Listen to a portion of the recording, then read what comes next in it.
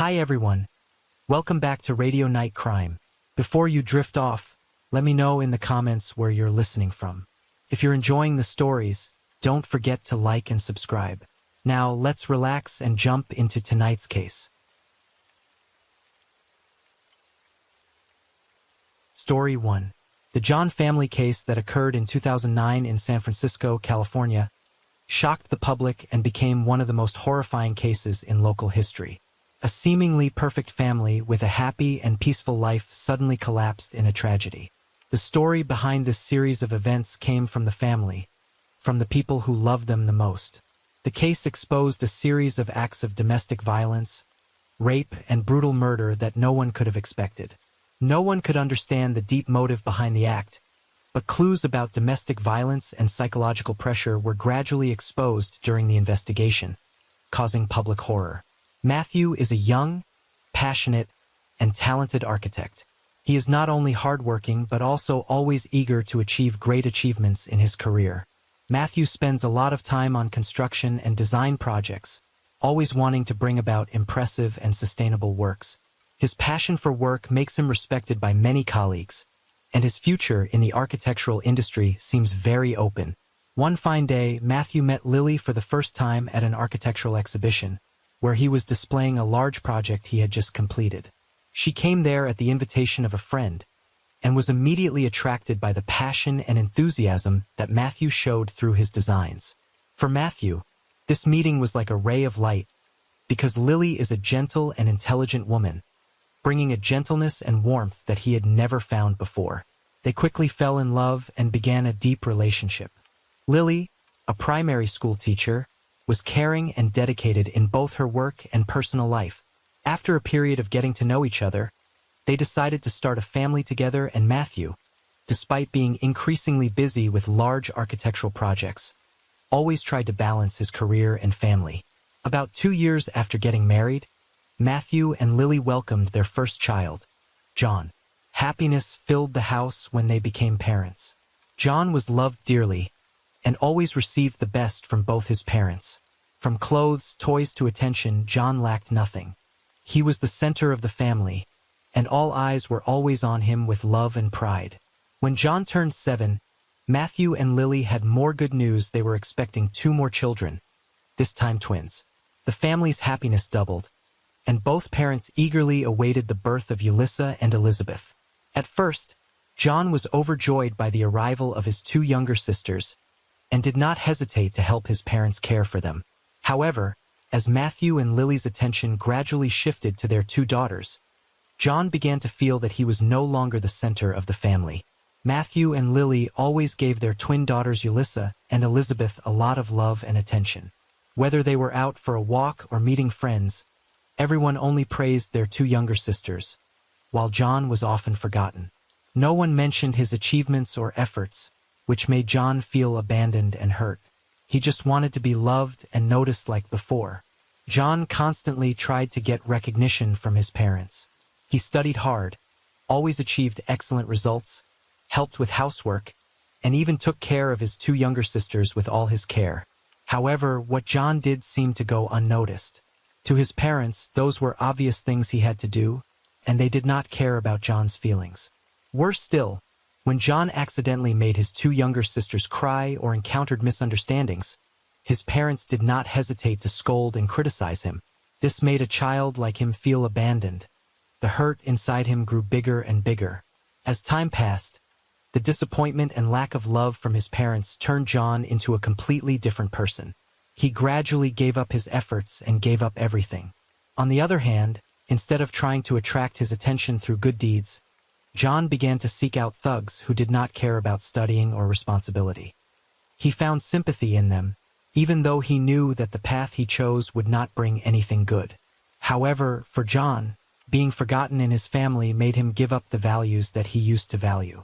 Time passed quickly, and by 2009 John was 25 years old. At this time he had completely sunk into vices, along with the bad friends he often gathered with.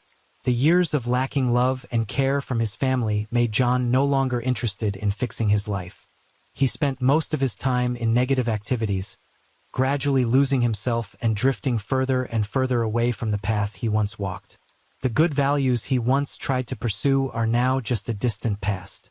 In recent years, John has lost any discipline or direction in life. On nights when he is not out causing trouble, he indulges himself in underground bars, drinking all night long. These dark and chaotic places gradually become John's familiar world, where he feels he can escape reality and the pain of being abandoned by his family. At this time, Elisa and Elizabeth are 18 years old. Thanks to their parents' love and care since childhood, both sisters are beautiful, good at studying, and have become the pride of the family. In addition, both daughters have dreams of becoming doctors, and they have worked hard to pursue that dream. When they graduated from high school, both were accepted into the most prestigious universities, where they can embark on their journey to become talented doctors in the future. As for John, although he has fallen into depravity and is deeply involved in vices, deep down he still wishes to hear good advice from his parents. Every time he returned home, instead of receiving sympathy or help, he only received harsh scolding from them. His parents compared him to his two younger sisters, praised Elisa and Elizabeth for their excellence, and criticized John for not following the right path. These scoldings made John sad. Although he wanted to respond to those harsh words, he did nothing because deep down he still loved his parents. Every time he was criticized, John thought about the past, about the days when he was a good student, loved by his parents. He silently blamed his parents' unfair love for causing him to fall into the wrong path he was on now. But even though he thought so, he never said anything and just silently endured his own pain. John, after a long time hanging out with bad friends and frequenting underground bars, which were filled with vices, gradually became blinded by a negative lifestyle. He met many people, came into contact with girls living in a world full of temptations, and his mind was gradually invaded by dark thoughts. Every time he returned home, seeing Elisa and Elizabeth, the two sisters he once loved, John's eyes were now filled with lust and darkness. John not only felt hurt by the injustice of his parents, but also harbored hatred. He believed that Elisa and Elizabeth had robbed him of the love and attention that should have belonged to him. These negative emotions kept smoldering in his heart, making it impossible for John to suppress his evil, hateful thoughts and dark desires towards his two sisters. The psychological trauma and injustice he felt pushed John into a worse state, where he wanted to take revenge on his entire family. On a fateful night, May 18, 2009, after drinking with his gang of friends, John returned home at around 8 p.m. His parents were away and would not return for another 2 days. When he entered the house, he was surprised to find Elisa taking a shower and leaving the door open. This image stimulated the dark emotions in his heart. With the alcohol in his body, John could not control himself. He rushed in, hugged Elisa tightly from behind, and performed depraved acts on his own sister. Elisa was startled, but could not resist her brother's brutal force. Although she cried and begged, her cries for help were covered by the silence of the house. After John performed these depraved acts, Elisa panicked and sat down in the bathroom, unable to believe that the brother she loved since childhood would do such things. John threatened Elisa not to reveal it to anyone, otherwise he would make her pay. With her brother's threats, Elisa did not dare to say a word. That night, John continued to satisfy his lust with his remaining twin sister, Elizabeth, while she was sleeping. In a drunken state, John entered the room, ripped off Elizabeth's clothes, and committed his depraved acts without giving her a chance to resist. After everything ended, John went into the kitchen, took out the knife that the whole family often used, and threatened Elizabeth. Before those threats, she did not dare to say a word.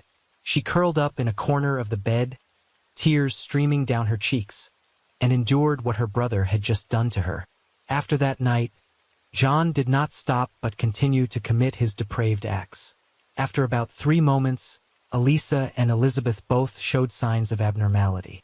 They both felt tired, and their parents began to worry. After a while, noticing that the unusual changes in their two daughters still showed no signs of stopping, Matthew and Lily decided to take Elisa and Elizabeth to the doctor. Both husband and wife were very worried about their children's health, because recently Elisa and Elizabeth showed signs of fatigue and were more distant than usual. At the examination, the doctor announced shocking news: both girls were pregnant. Matthew and Lily were shocked and confused, not knowing what had happened. They could not believe that this would happen to their family. Back home, Matthew and Lily tried to find out, but Elisa and Elizabeth were silent, not daring to reveal anything. The atmosphere in the family became tense. The unspoken words made everyone more distant. Matthew and Lily had to face the fact that they needed to find a way to handle this situation delicately and carefully. They began to think about seeking support from psychological professionals, and at the same time trying to open up to their children so that the two girls would feel safe to share the truth. One night when John was absent, Elisa and Elizabeth felt they could no longer keep quiet and let things go on like this. They both mustered up the courage to talk to their parents. With the fear and pain they had been holding back for so long, Elisa was the first to speak. Her eyes red as she tried to express what she had been through. Matthew and Lily listened in shock and disbelief as they listened to their children's story. Their emotions were a mixture of pain, anger, and regret for not noticing the signs earlier. Lily could not hold back her tears as she realized that what had happened to her daughters was unforgivable. Matthew, who always kept his cool, could not hide his pain and anger this time. Matthew and Lily understood that they could not hide and had to face John directly. Both were filled with anger, disappointment, and pain. The next evening when John returned, the atmosphere in the house became heavy and tense. Matthew and Lily were ready for the inevitable confrontation. Matthew, despite his anger, kept the necessary calm to ask why John did such a terrible thing. Lily stood by, unable to hold back her tears, her heart filled with pain as she witnessed her beloved child now become the source of the family's destruction. When John realized that his affair had been exposed, he had no choice but to face Matthew and Lily. Knowing that he could no longer hide the truth, John began to explain, but instead of apologizing, he blamed his parents, blaming himself for what he had suffered all these years. In anger and hurt, John recounted feeling abandoned since the birth of his two sisters Elisa and Elizabeth. He recalled the days when his parents focused all their attention and affection on his two younger sisters, while he was gradually pushed aside. John bitterly talked about how he tried his best to gain recognition from his parents. He studied well, worked hard, and always tried to do well, but all his efforts seemed to be ignored, and he only received comparisons with his two younger sisters, which made him more and more dissatisfied. John continued to blame his parents for not paying attention to his feelings, ignoring what he had done, and not caring about the pain he had suffered. At this point, Matthew's mind reached its peak, and Matthew firmly declared that he would not forgive and would let the law punish John. Lily, despite her great pain, agreed with her husband. They knew that what John had done could not be hidden or tolerated, and that bringing John to justice was the only thing that could be done to protect their daughters and ensure that justice would be served. After hearing Matthew and Lily announce that they would put him in jail, John was terrified. In a moment of panic, he quickly begged his parents for forgiveness, tried to explain, and begged for a chance to make amends. However, all he got in return was a furious outburst from his parents. Matthew and Lily could not forgive, and they were still determined to take him to court. Fear and pressure pushed John into a state of uncontrollable rage. The feeling of being cornered made him lose his mind. In anger and desperation, John rushed at his father, trying to stop what was about to happen. A fight broke out between father and son. In the chaos, John accidentally pushed Matthew hard against the wall. Matthew's head hit the nail behind him. The sudden and powerful impact caused Matthew to collapse on the spot. Lily stood there, unable to believe what had just happened. Matthew died instantly due to the severe injuries. The atmosphere in the house became quiet and terrifying, as the incident suddenly escalated to an unexpected tragedy. John, in a state of extreme panic, his mind spinning with the fear of being discovered by others, decided that there was no other way out.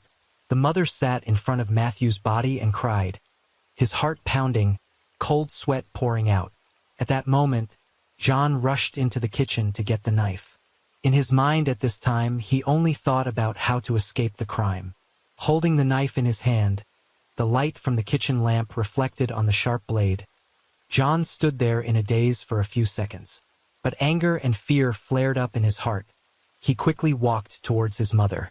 She was sitting in front of Matthew's body and did not pay attention to John, not knowing that John had a sharp iron knife in his hand.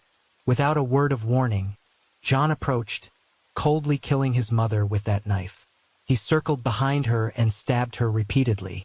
As he watched her fall to the floor, blood pouring from her wound, John realized that things had gone too far, but it was too late to turn back. After finishing off his mother, John stood frozen in the middle of the room, staring at the two bodies before him. The house was eerily quiet, except for the sound of his labored breathing. John's two younger sisters were still sleeping upstairs, completely unaware of the horror that had just occurred downstairs. The slightest noise did not wake them, and John understood that time was on his side, at least for now. Fear overcame him, and John began to think of ways to cover up his actions. The thought of being caught and facing the consequences drove him to despair. He decided to create a fake scene to make everyone believe that this was a robbery. John rushed into the room, rummaging through the furniture, making a mess of everything. Chairs were knocked over, wardrobes were opened, and he deliberately left a few dirty footprints on the floor. In his mind, he wondered if everything he did could cover up this terrible crime. After creating the fake scene, John stood in the middle of the chaotic room, panting. He looked around, his heart filled with fear and tension. He did not want to hesitate any longer. John decided to leave the house immediately. He walked quickly to the door, trying to keep his mind calm despite the turmoil inside. His footsteps hurried on the cold ground. John stepped out into the quiet night air, his heart pounding in his chest.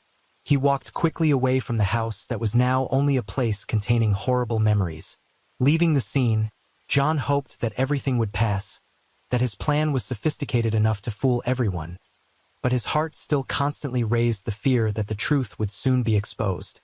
The next morning, when the first rays of the sun had just appeared, Lisa was the first to wake up.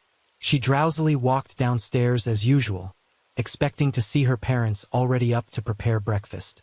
But as soon as she stepped into the living room, Elisa stood still. Before her eyes was a horrifying scene. Both her father and mother lay motionless, blood red on the floor. Panicked, her heart pounded. Her lips trembled and she could not speak. For a moment, the terror surged and Elisa screamed unconsciously. The scream tore through the silence of the house, waking Elizabeth. Hearing her sister's voice, Elizabeth rushed downstairs quickly. When she arrived, she was also stunned by the unbelievable scene. The two sisters cried out in despair, calling their parents' names, but both of them were dead. In a panic, Elisa quickly took out her phone and called the police with trembling hands. After receiving the report, the police immediately arrived at the scene. Police cars rushed over with flashing lights, breaking the quiet atmosphere of the morning. The two sisters, Elisa and Elizabeth, were still sitting on the ground, their faces covered in tears, extremely panicked. The officers quickly approached, trying to calm the two girls, gently comforting them in their shock. Another officer quickly called for backup and an ambulance.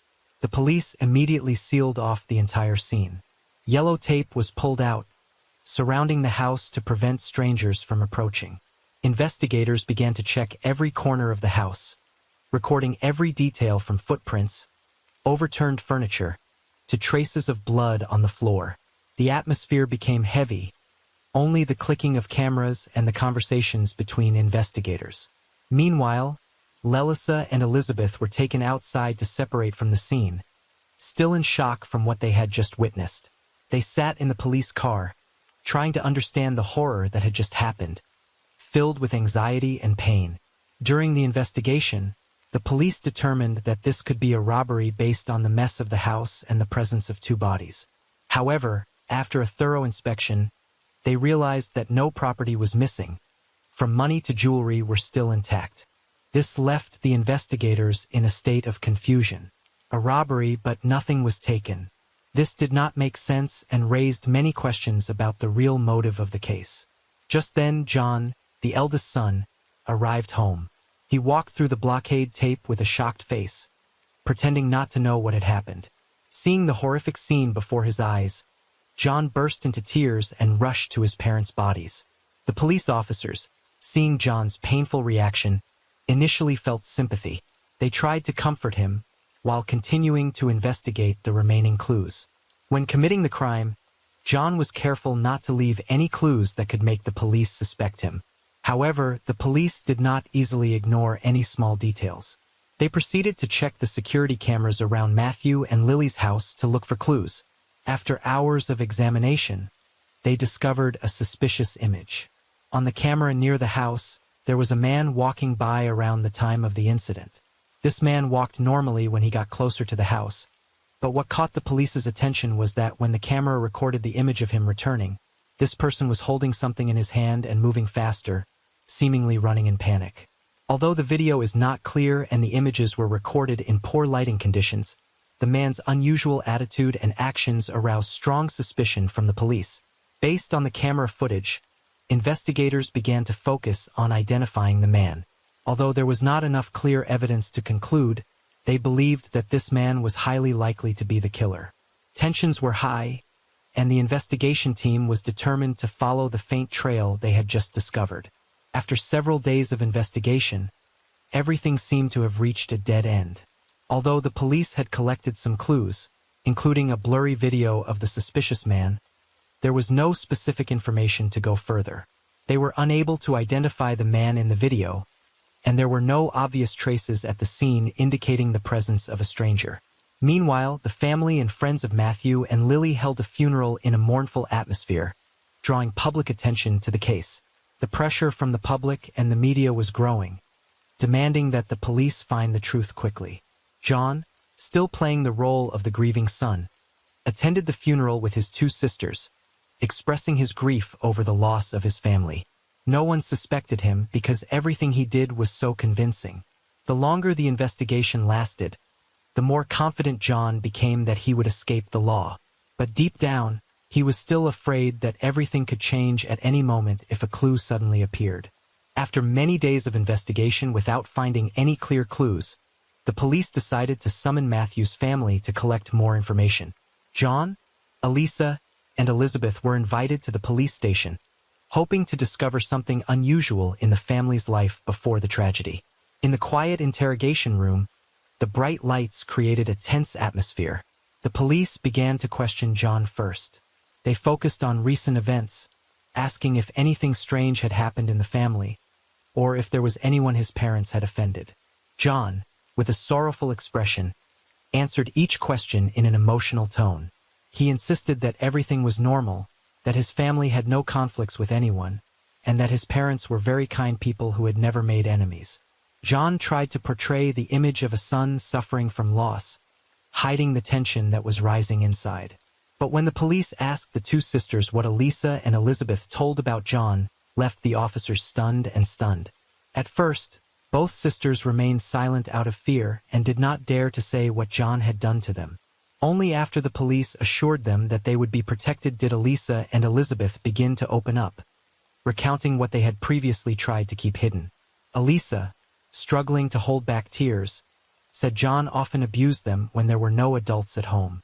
John threatened and sometimes even physically and mentally attacked them. They were always afraid to speak out for fear that John would become more aggressive. Before the night of the incident, they told their parents that John was the one who got them pregnant. After that, everything became unclear.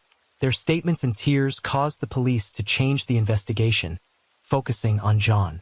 When questioned, John said he went out drinking with friends, but they confirmed that John came home early, which made the police suspect that he was involved in the death of his parents. Based on the conflicting statements and suspicious signs, the police determined that John was the main suspect in the case. They decided to interrogate him more seriously and thoroughly. Initially, John remained calm, trying to maintain his story. However, under the pressure of the investigators and the constant questioning, coupled with the undeniable evidence and testimony of Elisa and Elizabeth about what he had done to them, John lost his confidence. Unable to find an excuse, John finally broke down and confessed to killing his parents. He said that when his parents discovered his secret with his two sisters and threatened to call the police, he panicked. During the argument, John accidentally pushed his father against the wall, hitting a nail, causing him to die instantly. Panicking after his father's death, John lost control and attacked his mother to cover up the evidence, leading to her death. John then staged the crime scene as a robbery to cover up his crime.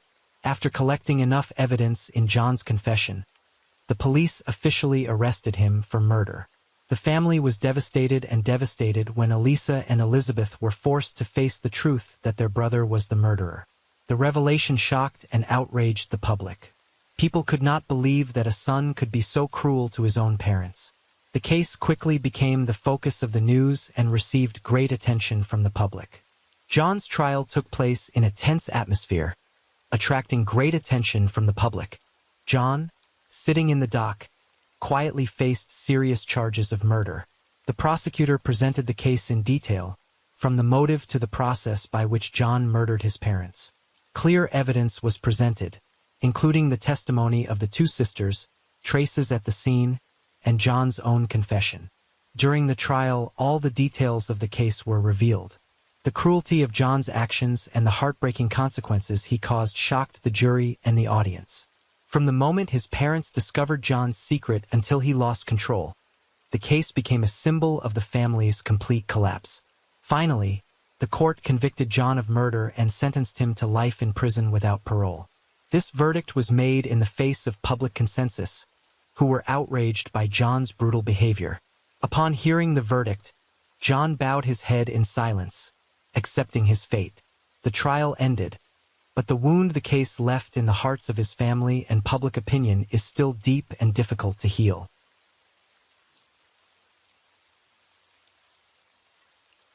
Story 2. In this story, we will learn about another serious murder case that happened in India where a seemingly peaceful student love story turned into an unforeseen tragedy. On a rainy afternoon along the Yamuna River, a body was found floating, shaking the student community at Delhi University. The victim was none other than Aryan Mehta, a respected and talented lecturer. But the biggest question still remains: how could a professor with a brilliant career pass away in such a mysterious way?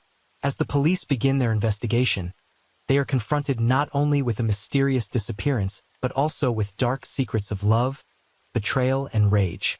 This is the story of Ravi Kumar, a man who loves with all his heart, but is also willing to risk everything because of the feeling of betrayal. A dark tale that tests the moral boundaries where love turns to hate in a moment. Can blind jealousy drive a person to commit a terrible crime? Join me in this case to find out. Ravi Kumar was born in Lucknow, India, into a traditional middle-class family. His father, Suresh Kumar, was a government employee while his mother, Meera Kumar, was a primary school teacher. Ravi was the only son in the family and was loved and raised by his parents, who hoped that he would become the pride of the family. From a young age, Ravi was known as a smart and hard-working boy. He was always at the top of his class with excellent academic results, especially in science and mathematics. His hard work and ambition helped Ravi win a full scholarship to Delhi University, one of the most prestigious universities in India, where he studied computer science. At Delhi University, Ravi was an outstanding student not only because of his excellent academic performance, but also because of his gentle and approachable personality. He actively participated in extracurricular activities, especially technology and programming clubs. Friends commented that Ravi was a gentle, thoughtful guy and always ready to help others. Ravi had a beautiful love when he met Ananya Sharma when the two forgot to know each other at school. Ananya Sharma was born in Jaipur, India, into a middle-class family with a tradition of high education. Her father, Raja Sharma, is a successful civil engineer while her mother, Priya Sharma, is a literature teacher at a high school. Ananya has a brother who is 3 years older than her, who is currently studying in the UK. Ananya's family is known for being a model family, always focusing on education and the comprehensive development of their children. From a young age, Ananya was raised in a rigorous and well-directed learning environment. She soon showed her talent in arts and literature and was a top student with outstanding academic achievements. With her beautiful appearance, intelligence, and confident personality, Ananya was always the center of attention at school and in extracurricular activities. She often participated in speech and writing competitions and cultural programs, not only as a contestant but also as an organizer.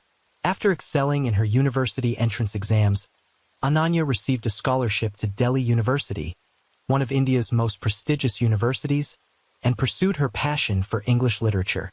There, Ananya quickly became one of the outstanding students in the department with her insightful writing and captivating presentation skills.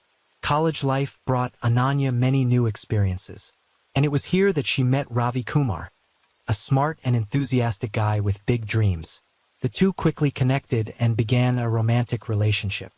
After their first meeting, Ravi and Ananya started spending more time together.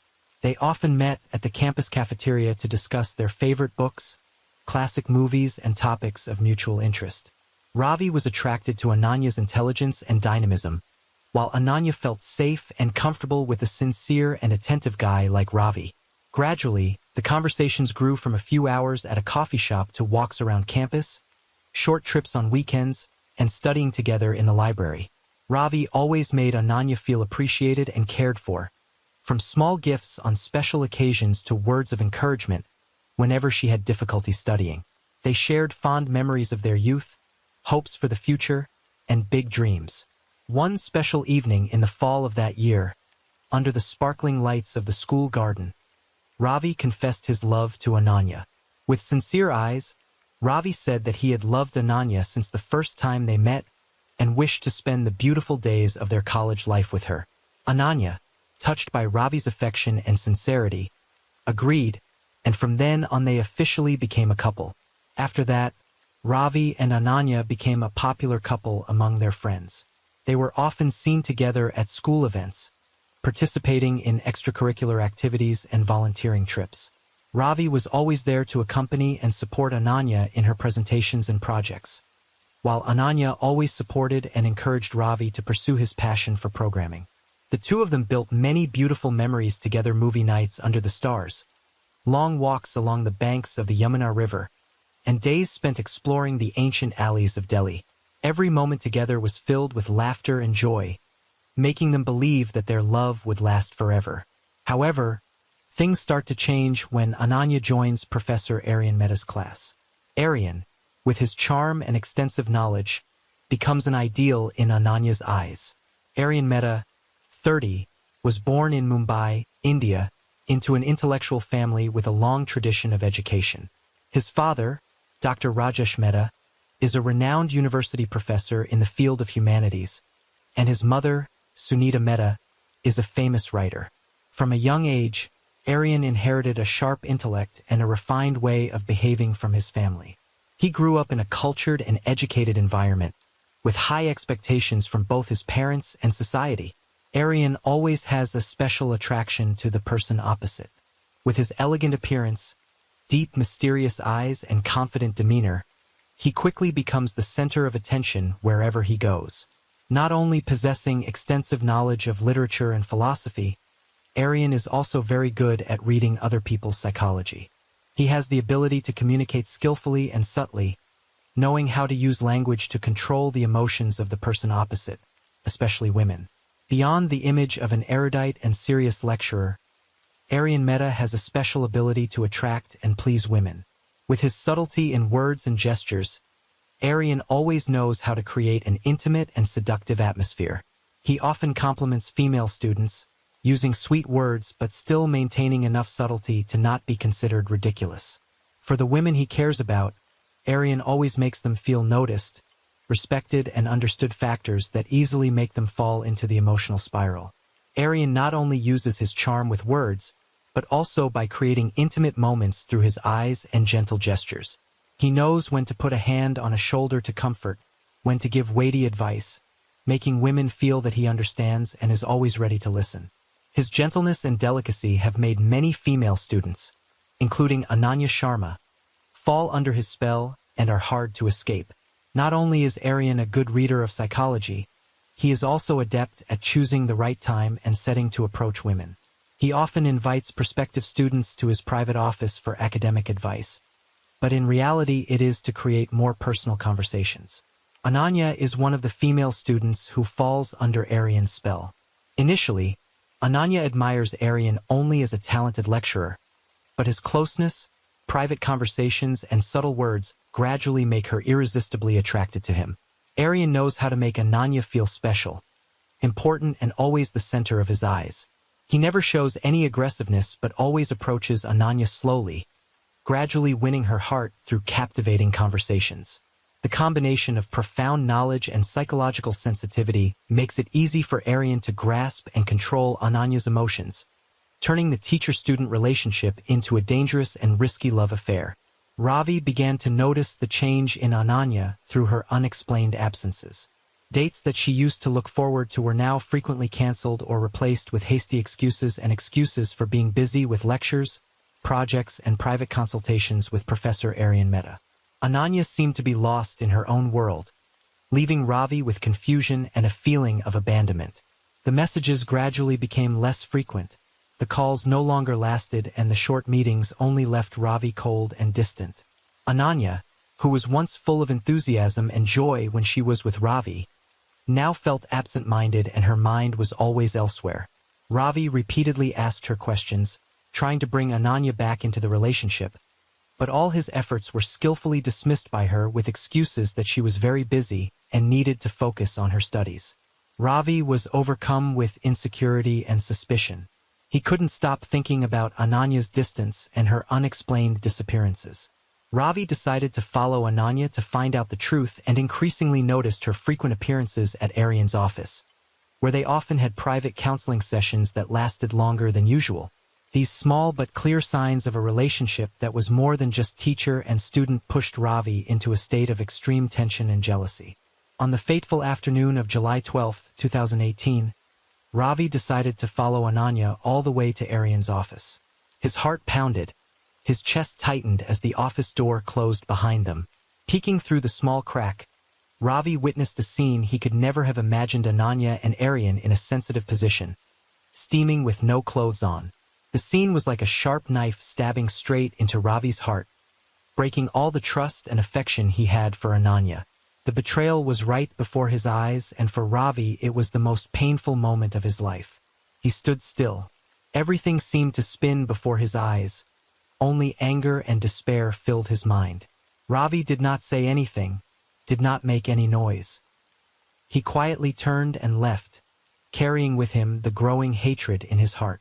The image of Ananya next to Aryan haunted him every night, turning his sincere love into a burning flame of jealousy. Ravi's hatred grew, transforming him from a gentle boy into a ruthless man with a vengeful heart. Ravi could not bear the sight of Aryan taking Ananya, and the thought of punishing Aryan grew stronger.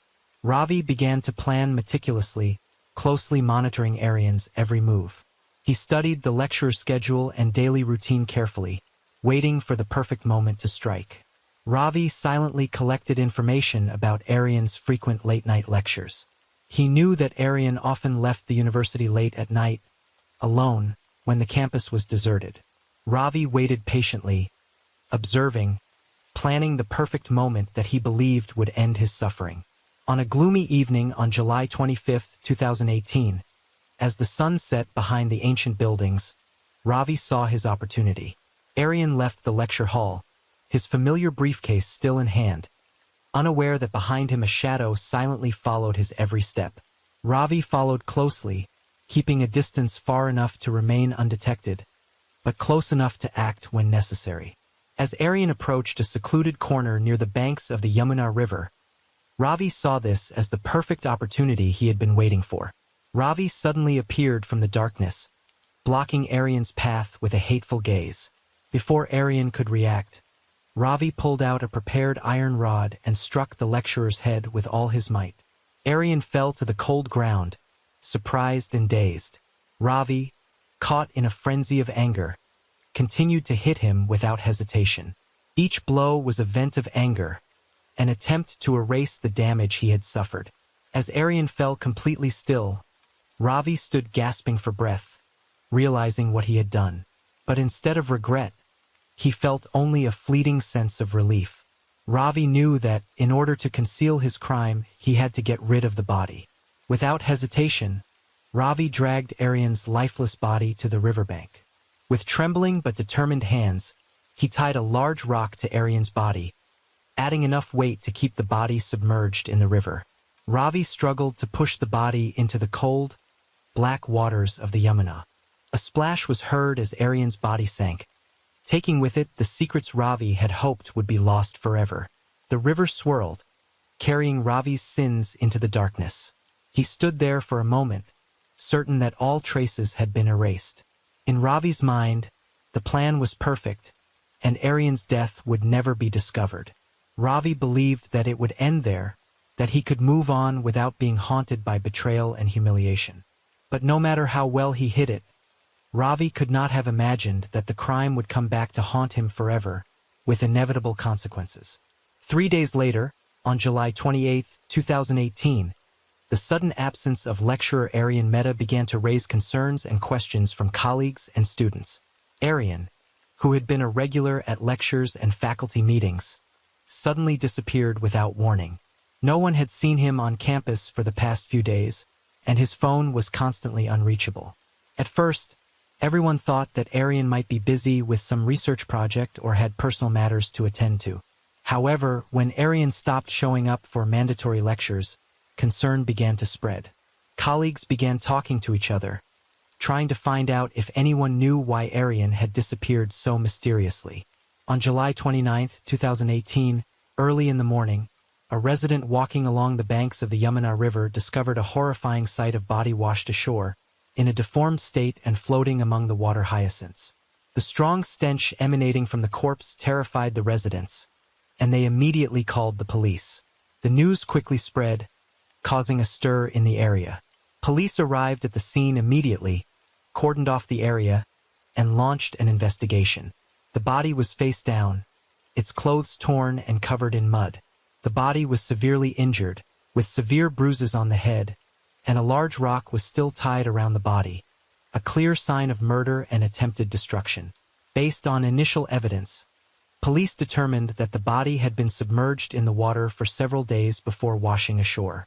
The forensic team was called in to conduct an examination and identify the victim. After a thorough examination, clues began to emerge.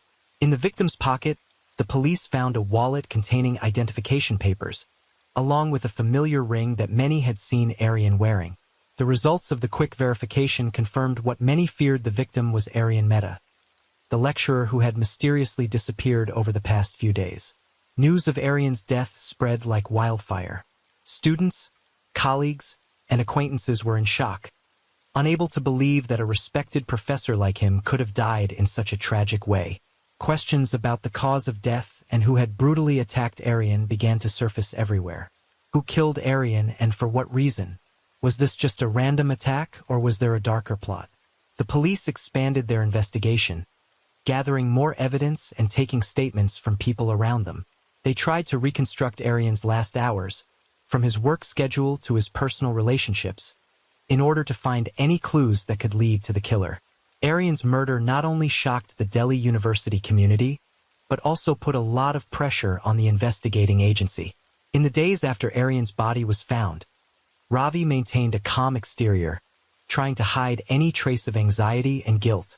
He continued his daily life as if nothing had happened, attending classes, chatting with friends, and, most importantly, maintaining his relationship with Ananya naturally, as if he had no idea about her illicit relationship with Aryan or about the professor's death.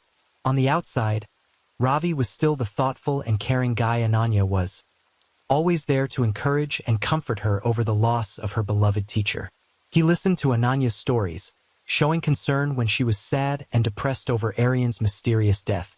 Ravi's coldness and anger were completely hidden by his calm demeanor and his thoughtful actions to avoid arousing Ananya's suspicions.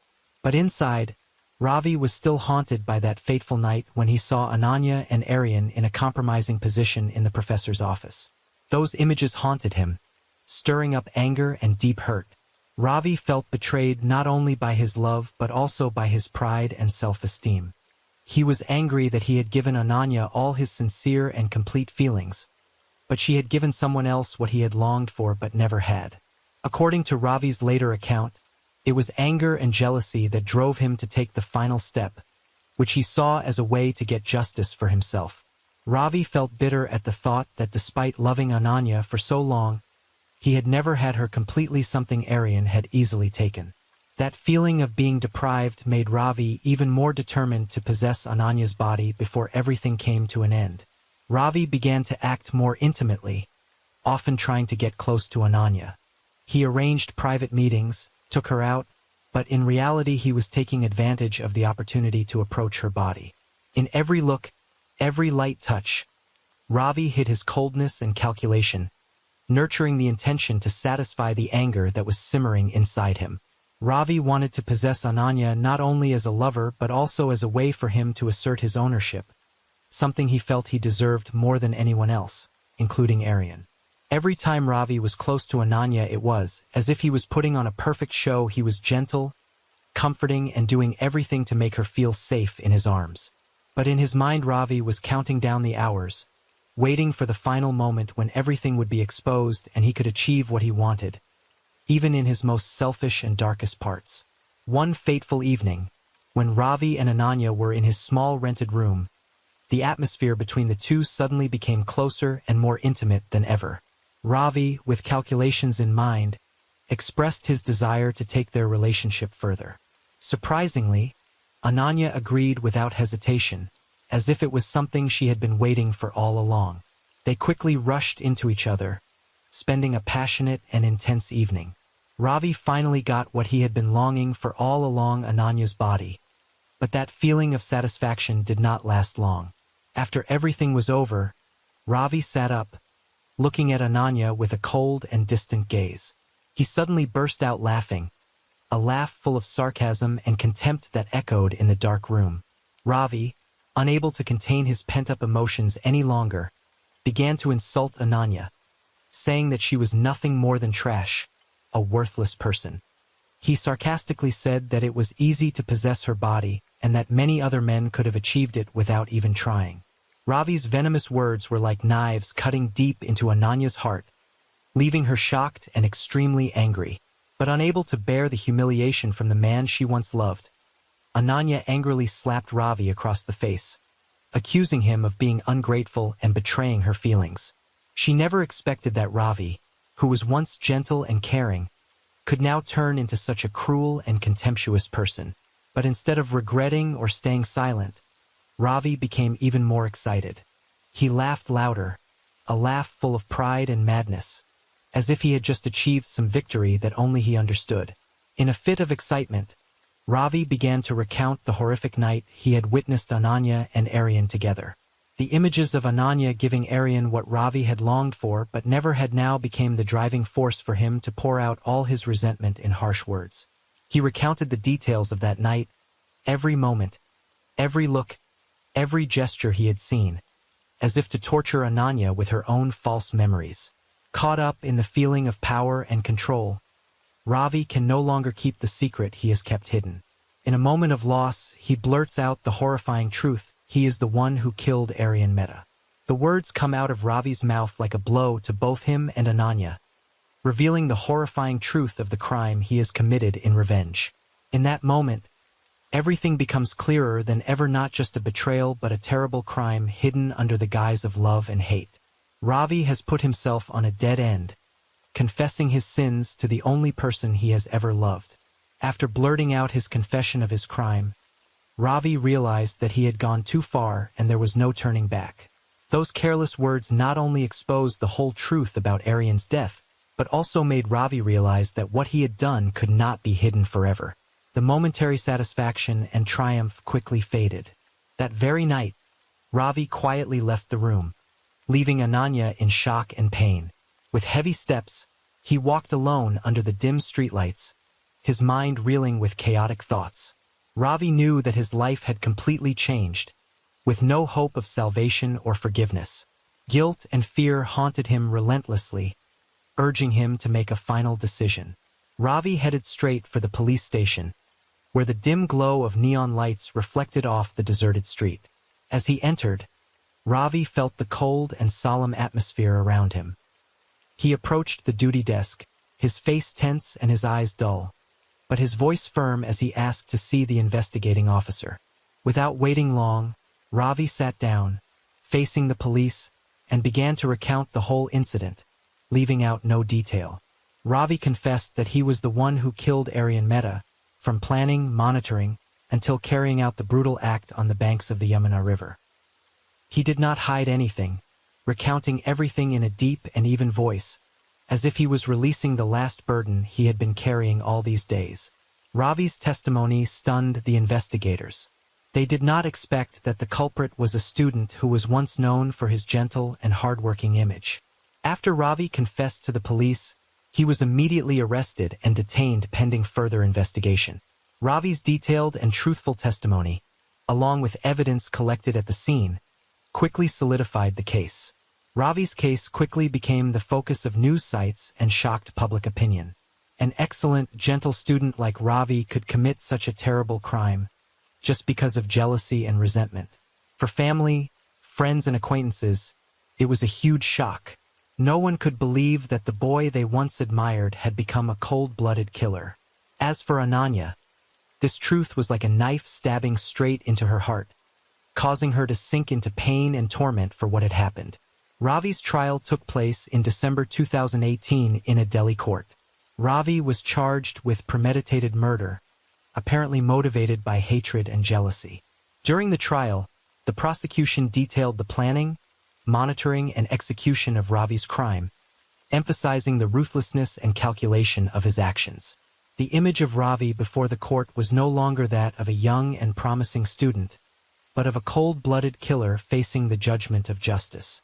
However, thanks to Ravi's confession and remorse and his testimony helping the police quickly close the case, the defense attorney asked for a lighter sentence. Ravi admitted all his crimes in court, without making any excuses or trying to deny anything. Finally, after many days of trial and deliberation, the court sentenced Ravi to 25 years in prison for premeditated murder. Although the sentence was severe, it was reduced because he voluntarily surrendered. For Ravi, the sentence was not only a punishment by the law but also a punishment for himself, for letting hatred and blindness lead him to an irreparable crime. Ravi Kumar's case is a painful reminder of the consequences of unchecked jealousy and hatred, and how mistakes can change a person's life forever. Ravi now has to pay for his bad decisions for the rest of his life behind bars, carrying with him the regret and memories of a tragic love affair and irreparable loss.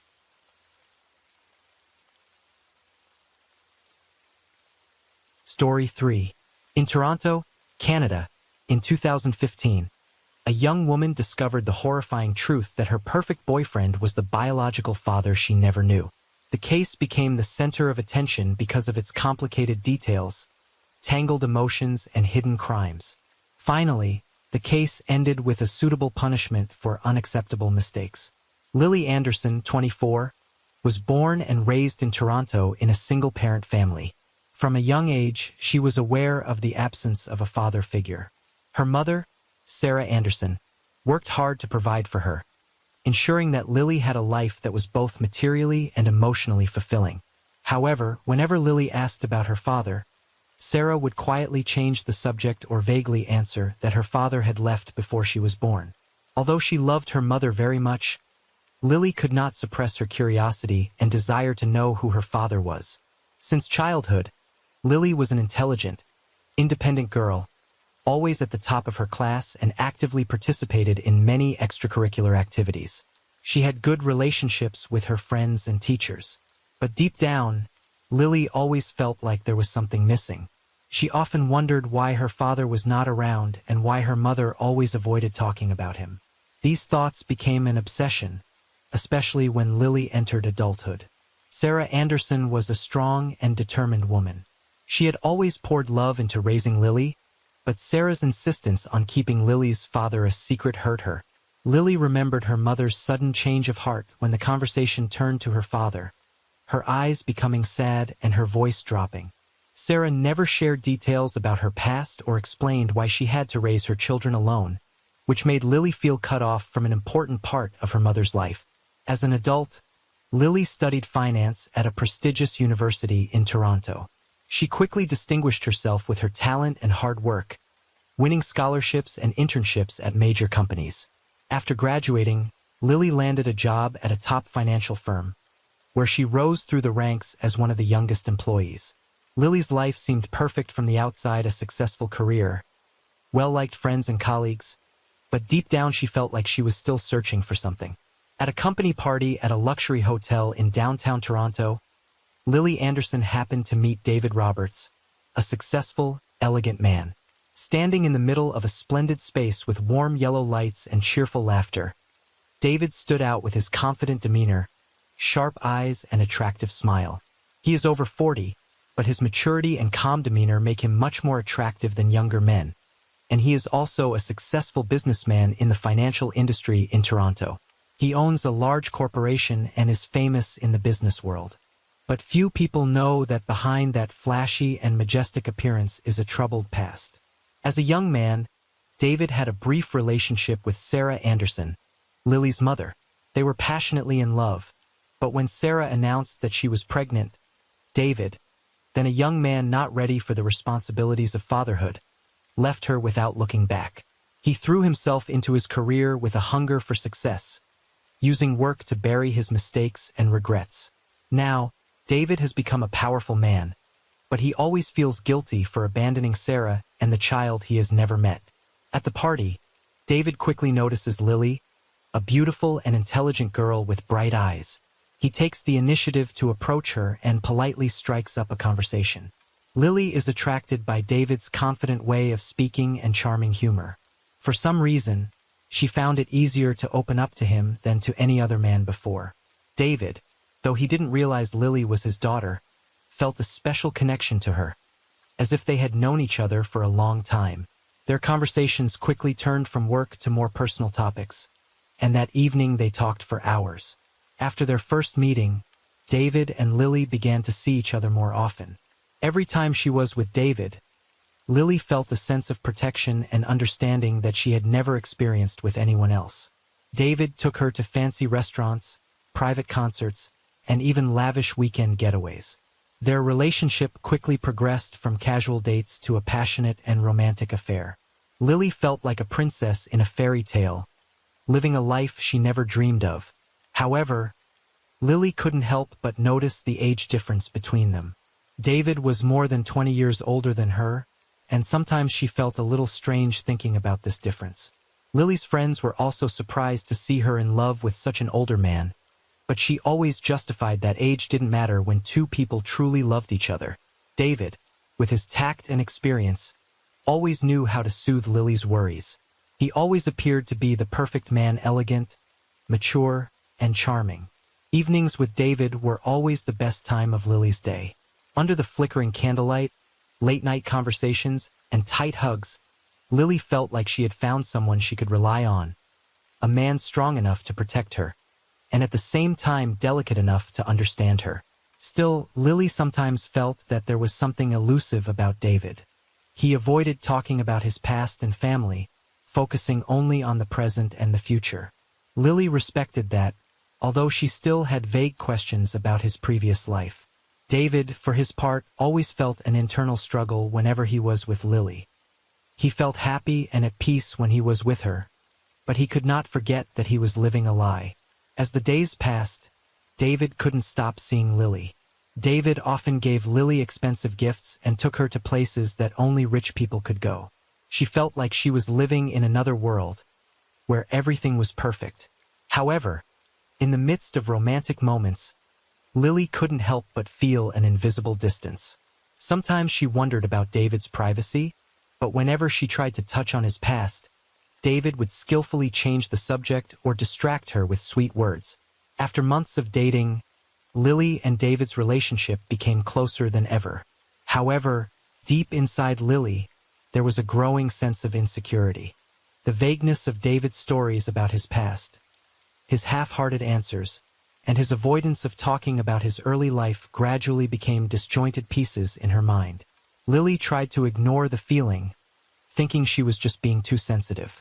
But one day, when she accidentally discovered an old photo of David with her mother, Sarah Anderson, Lily felt like she had lost everything. The old photo was hidden among David's personal files, probably long forgotten. In the photo, David was young, in his early 20s, with slightly messy black hair and a bright smile. Next to him was Sarah, a woman Lily recognized immediately. Sarah was smiling too, her eyes filled with joy and happiness, something Lily had not seen in her mother for a long time.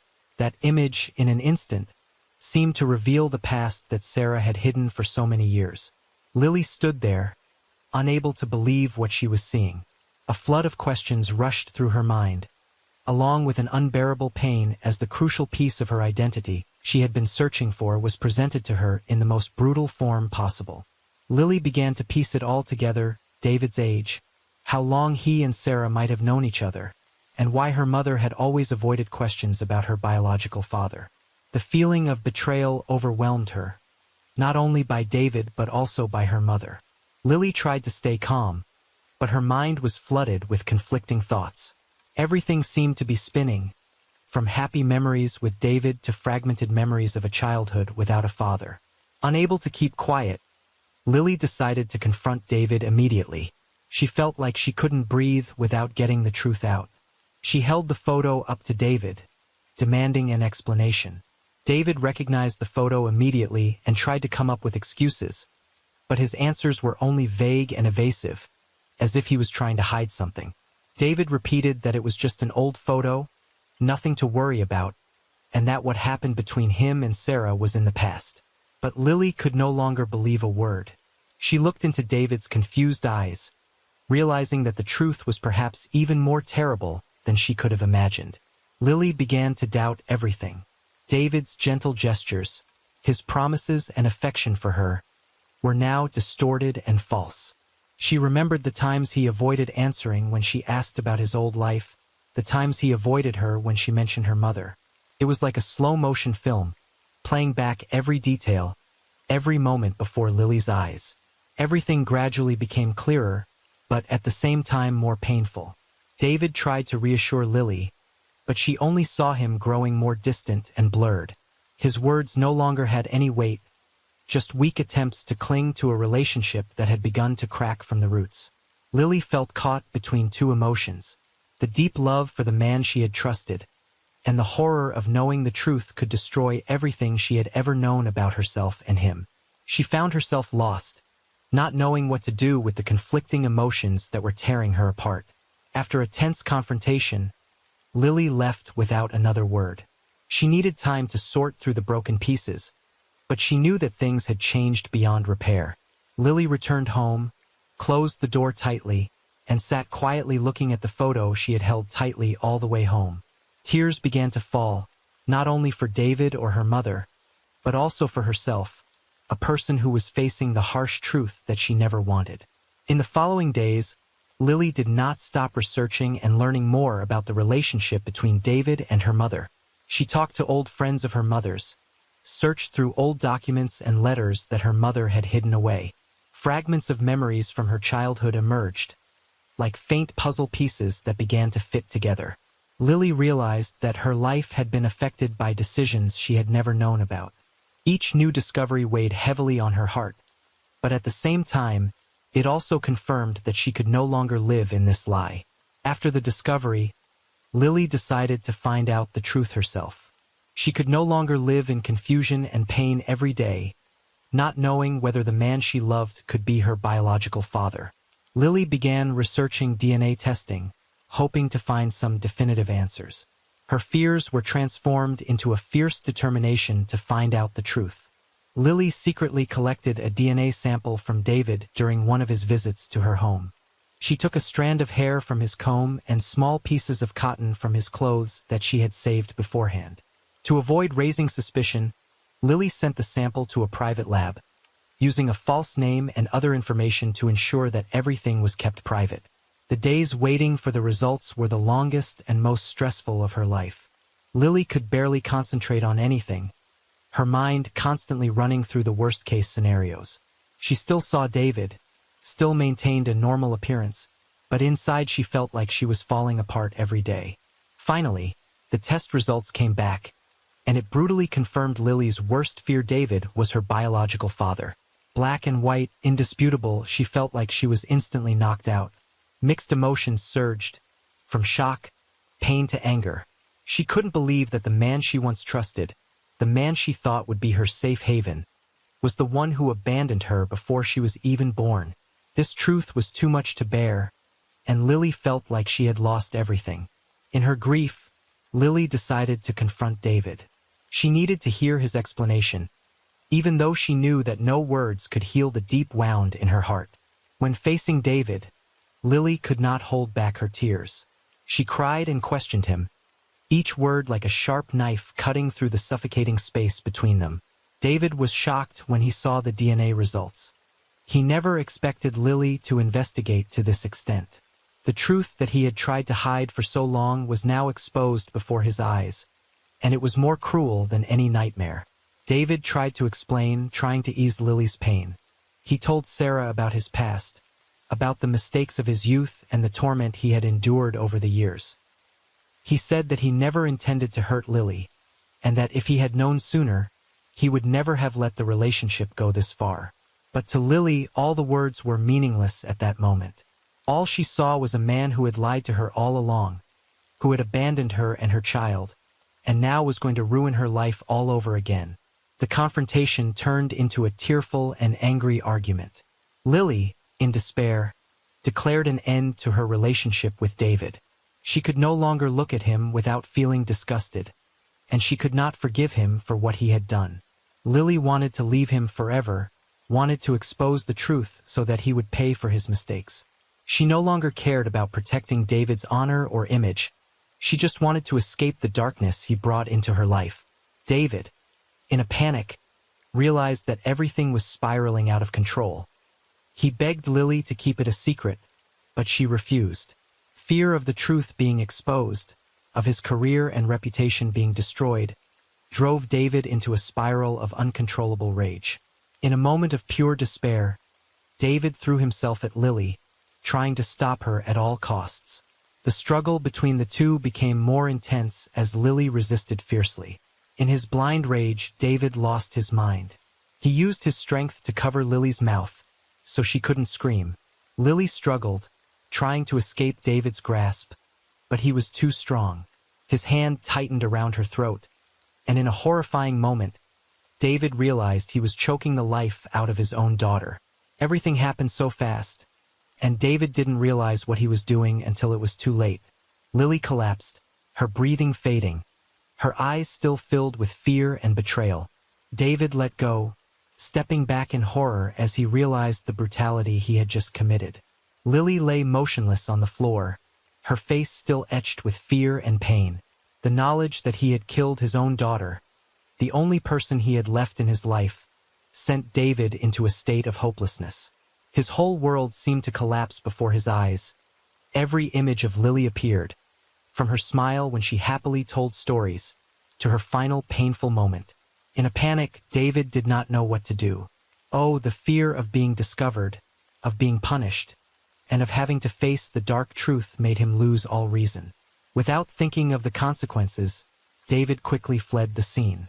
He ran out of the apartment, breathing heavily, his mind blank, heart pounding, cold sweat pouring down his forehead. David felt like the whole world was chasing him. In the dim light of the streetlights, he hid in the darkness, trying to escape from the unforgivable sin he had committed. After Lily's sudden death, Sarah, her mother, returned to the apartment and found her daughter's body lying cold on the floor.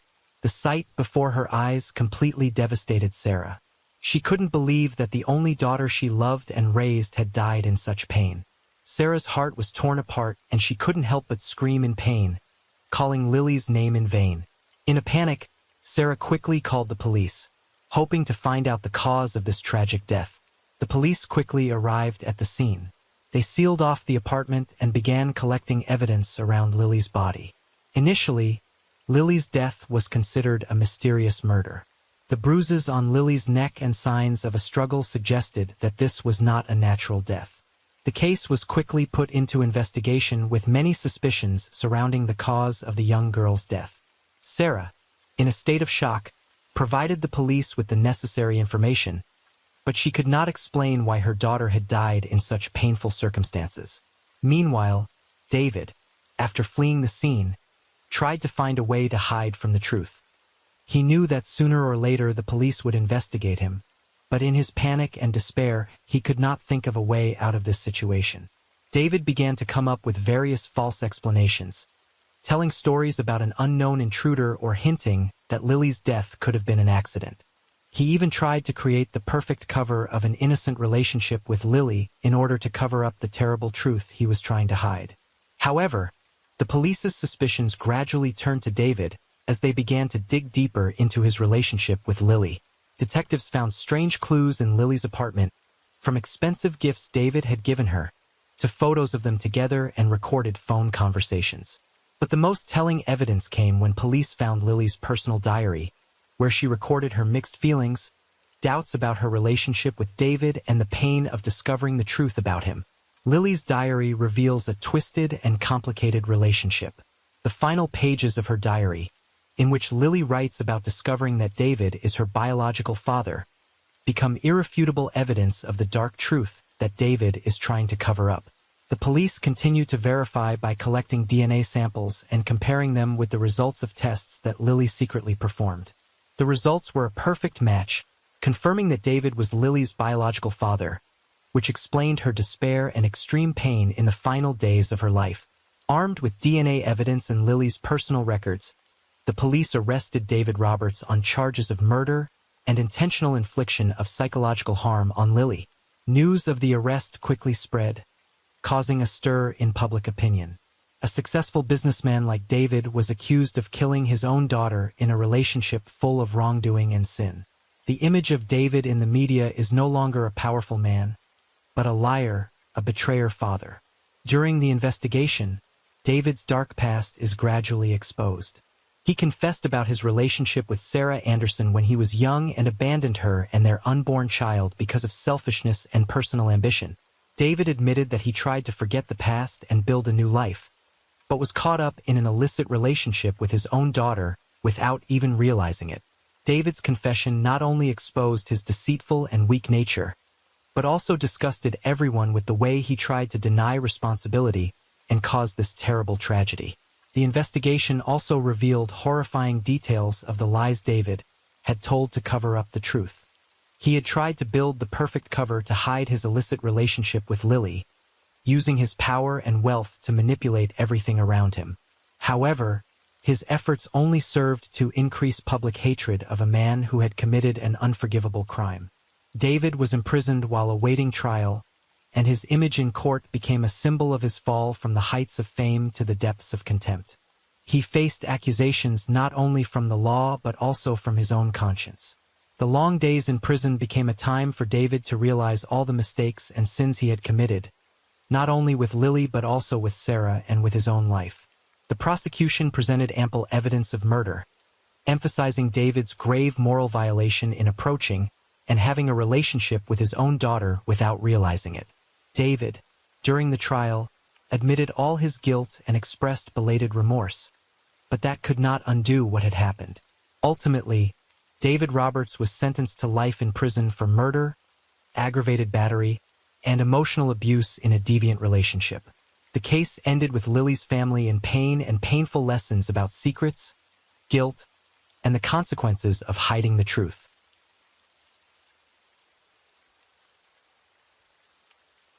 Story 4. In this story, we will take you to a shocking case in Sydney, Australia. This is a story about greed, betrayal, and dark conspiracies hidden behind the glamorous appearance of a wealthy family. What will you do when the person you trust the most is the one hiding a knife behind your back? A seemingly perfect marriage suddenly becomes a nightmare when a dark secret is exposed. Behind the door of a luxurious villa, an illicit love affair and a murder plan are secretly taking place. Rafferty, a promising young doctor, spends most of his time at the hospital. Evadne's beautiful, intelligent wife is not who she appears to be, and Dorian Rafferty's brother always has everything: money, power, and even his brother's wife. A horrific accident at a city intersection has left everyone stunned. But was it just a random accident or the first step in a much darker plot? Secrets are gradually revealed.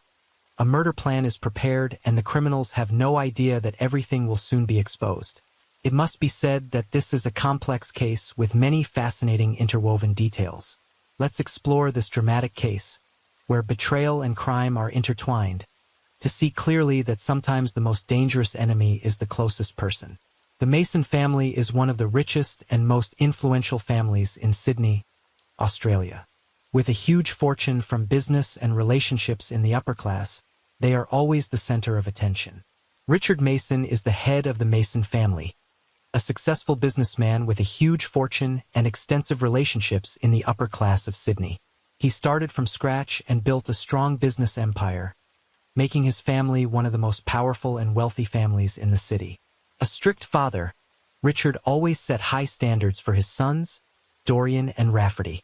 He expected them to not only inherit but also develop and expand the family business, continuing the reputation he had built. Richard was very proud of Dorian's success in business and Rafferty's passion for medicine. Dorian Mason, the eldest son in the family, is a successful businessman with a charming and elegant appearance.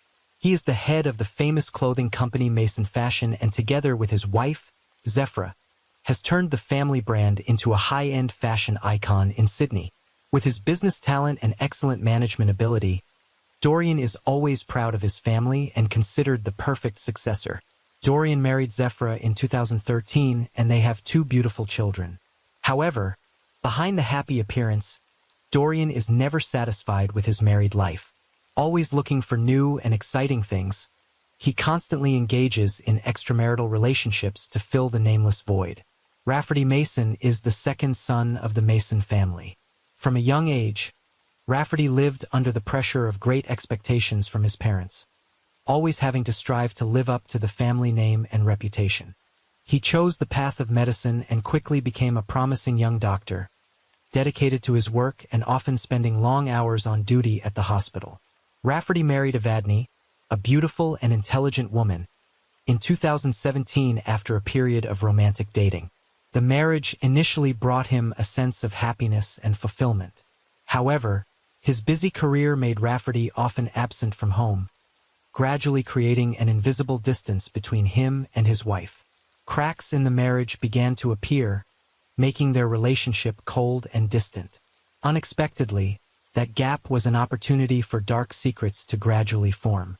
Evadne, in her loneliness and lack of affection, falls into the arms of Rafferty's brother, Dorian.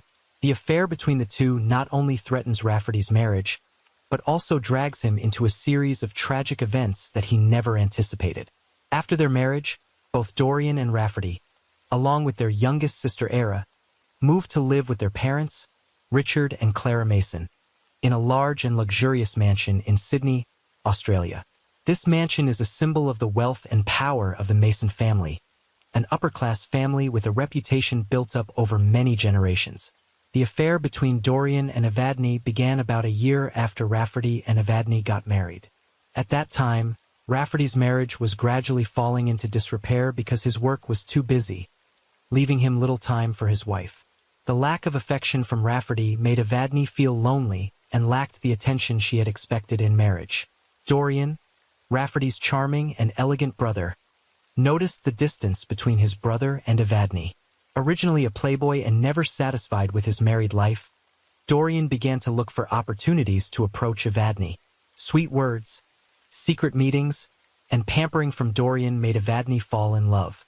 More than just a passing pleasure, their relationship became deeper and deeper, despite moral and family barriers.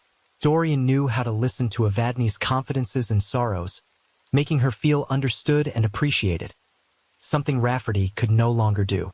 The affair between Dorian and Evadne was not just a secret rendezvous but also a commitment to a whirlwind of passion and temptation.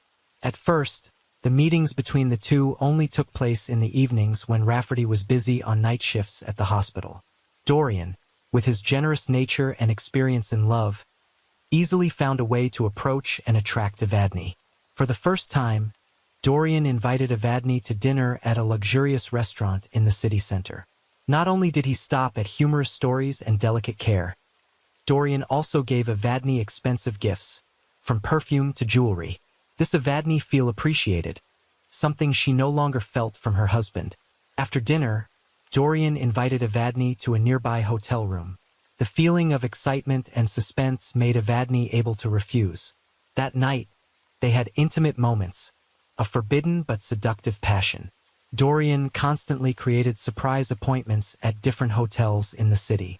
Every time they met, Dorian always prepared carefully, from choosing rooms in luxurious hotels to romantic evenings with candles and wine. Evadne quickly became caught up in this relationship, feeling more and more satisfied and content with Dorian's pampering. Sweet words, special care, and luxurious gifts made Evadne sink deeper and deeper into this wrong love. Dorian also often took Evadne shopping at high-end fashion stores. Each time, he did not hesitate to spend thousands of dollars so that Evadne could choose the expensive clothes, handbags, and shoes that she always wanted. She gradually became addicted to lavish shopping trips with Dorian, and this made her even more distant from Rafferty. Evadne began to change her dressing style, often appearing in designer clothes and sparkling jewelry that Rafferty had never seen before. Dorian was not only a lover but also the one who helped Evadne satisfy her luxurious dreams that she previously thought were only in her imagination. Every time they were together, Dorian always gave Evadne romantic moments, from affectionate hugs to sweet words, making Evadne forget the responsible reality of a wife. She began to come home later, avoid Rafferty, and gradually distance herself from married life. Meanwhile, Rafferty increasingly noticed changes in his wife. He did not understand why Evadne was so distant and cold towards him. Their encounters became awkward and forced, making Rafferty feel lost in his own home.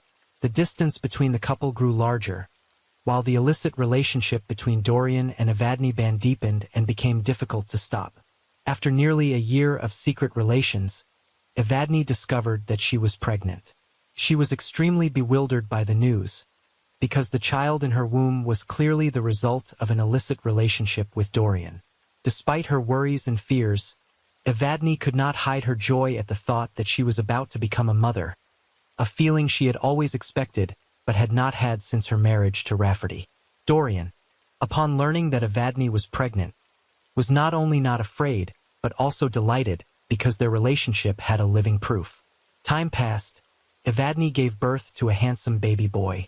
The baby bore many similarities to Dorian, from his deep blue eyes to his slightly curly brown hair. Rafferty, being too busy with his work at the hospital, had no doubts about the baby's origin, only thinking that it was his son.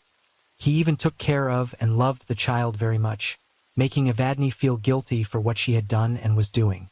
However, this affair cannot stop at being secret. Dorian and Evadne do not want to live in the dark forever and hide their relationship. They want to make this love public and make it a reality, not by divorce or gentle separation but by cruel and vicious plans. Both begin to think about eliminating those who stand in their way: Zephyra, Dorian's wife, and Rafferty, Evadne's husband. Dorian and Evadne decide that the first step in their plan to make their relationship public is to eliminate Zephyra, Dorian's wife. Dorian clearly understands that his wife's death must be a random accident, leaving no trace of crime. After many nights of careful calculation, he decides to use a car accident to carry out his plot. On August 20th, 2018, Dorian secretly tampered with Zephyra's car's brake system. He chose the moment when Zephyra was about to drive from home to work, a route she took every day, so that no one would suspect anything unusual. Dorian made sure that the brake tampering was subtle enough to not be immediately detected, but would cause a dangerous incident when Zephyra drove at high speeds on the road. That morning, Zephyra left as usual, unaware that her car had been tampered with. When she reached a busy intersection near the city center, the car suddenly lost control. The brakes failed and the car crashed into a large electric pole at the corner at high speed, causing a serious accident. Zephyra had no chance of survival and she died at the scene in front of the horrified onlookers. Zephyra's death was reported as a serious traffic accident and everyone around her, including the Mason family, was saddened and shocked by her sudden passing. No one, including the police, suspected anything other than an unfortunate accident. Dorian, after receiving the news of his wife's death, played the role of a grieving husband, playing the role perfectly to avoid suspicion. Meanwhile, Evadne also expressed her grief, but both of them felt satisfied knowing that their first plan had been a complete success. They believed that Zephra's death had been perfectly arranged and that no one would be able to trace the crime they had committed. But with Zephra's death going as planned, Dorian and Eviden feel more confident about the next step in their plot. After Zephra's death, Dorian and Eviden believe that nothing can stand in the way of their public relationship. However, to achieve that, they know that Rafferty, Eviden's husband, is the last obstacle that must be removed. Not wanting to cause an obvious accident like Zephra, Dorian and Eviden decide to use a more discreet and undetectable method, slowly poisoning Rafferty.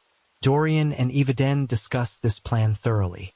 Eviden, as the wife, will have an easy time approaching Rafferty and sneaking poison into his food and drink. Their goal is to gradually weaken Rafferty without raising suspicion so that his death will appear to be the result of an unusual illness. They believe that this was the perfect way for Rafferty to go away without leaving any trace of them. However, Dorian and Eviden's plan did not escape Rafferty's notice.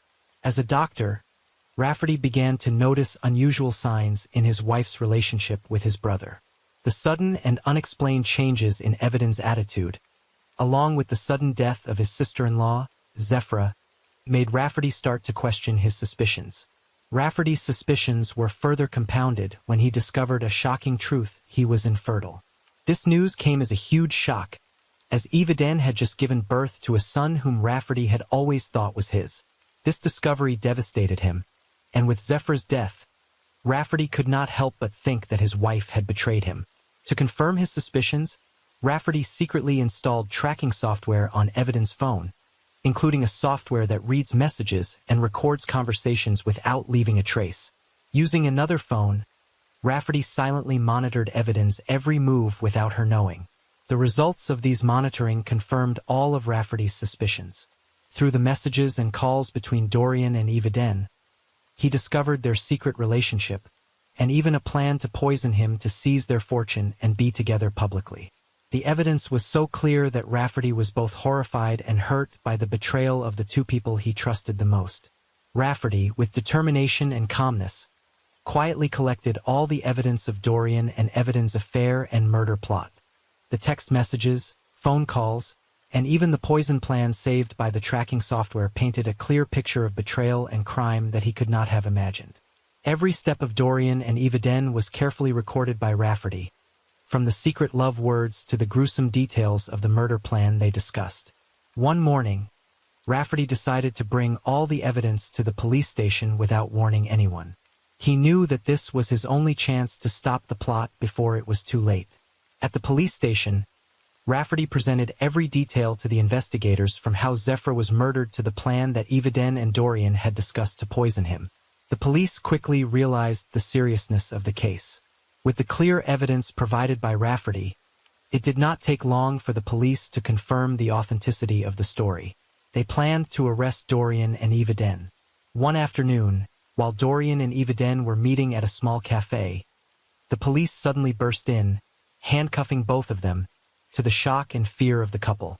Dorian and Eviden did not understand what was happening until they were brought to the police station and faced with all the undeniable evidence.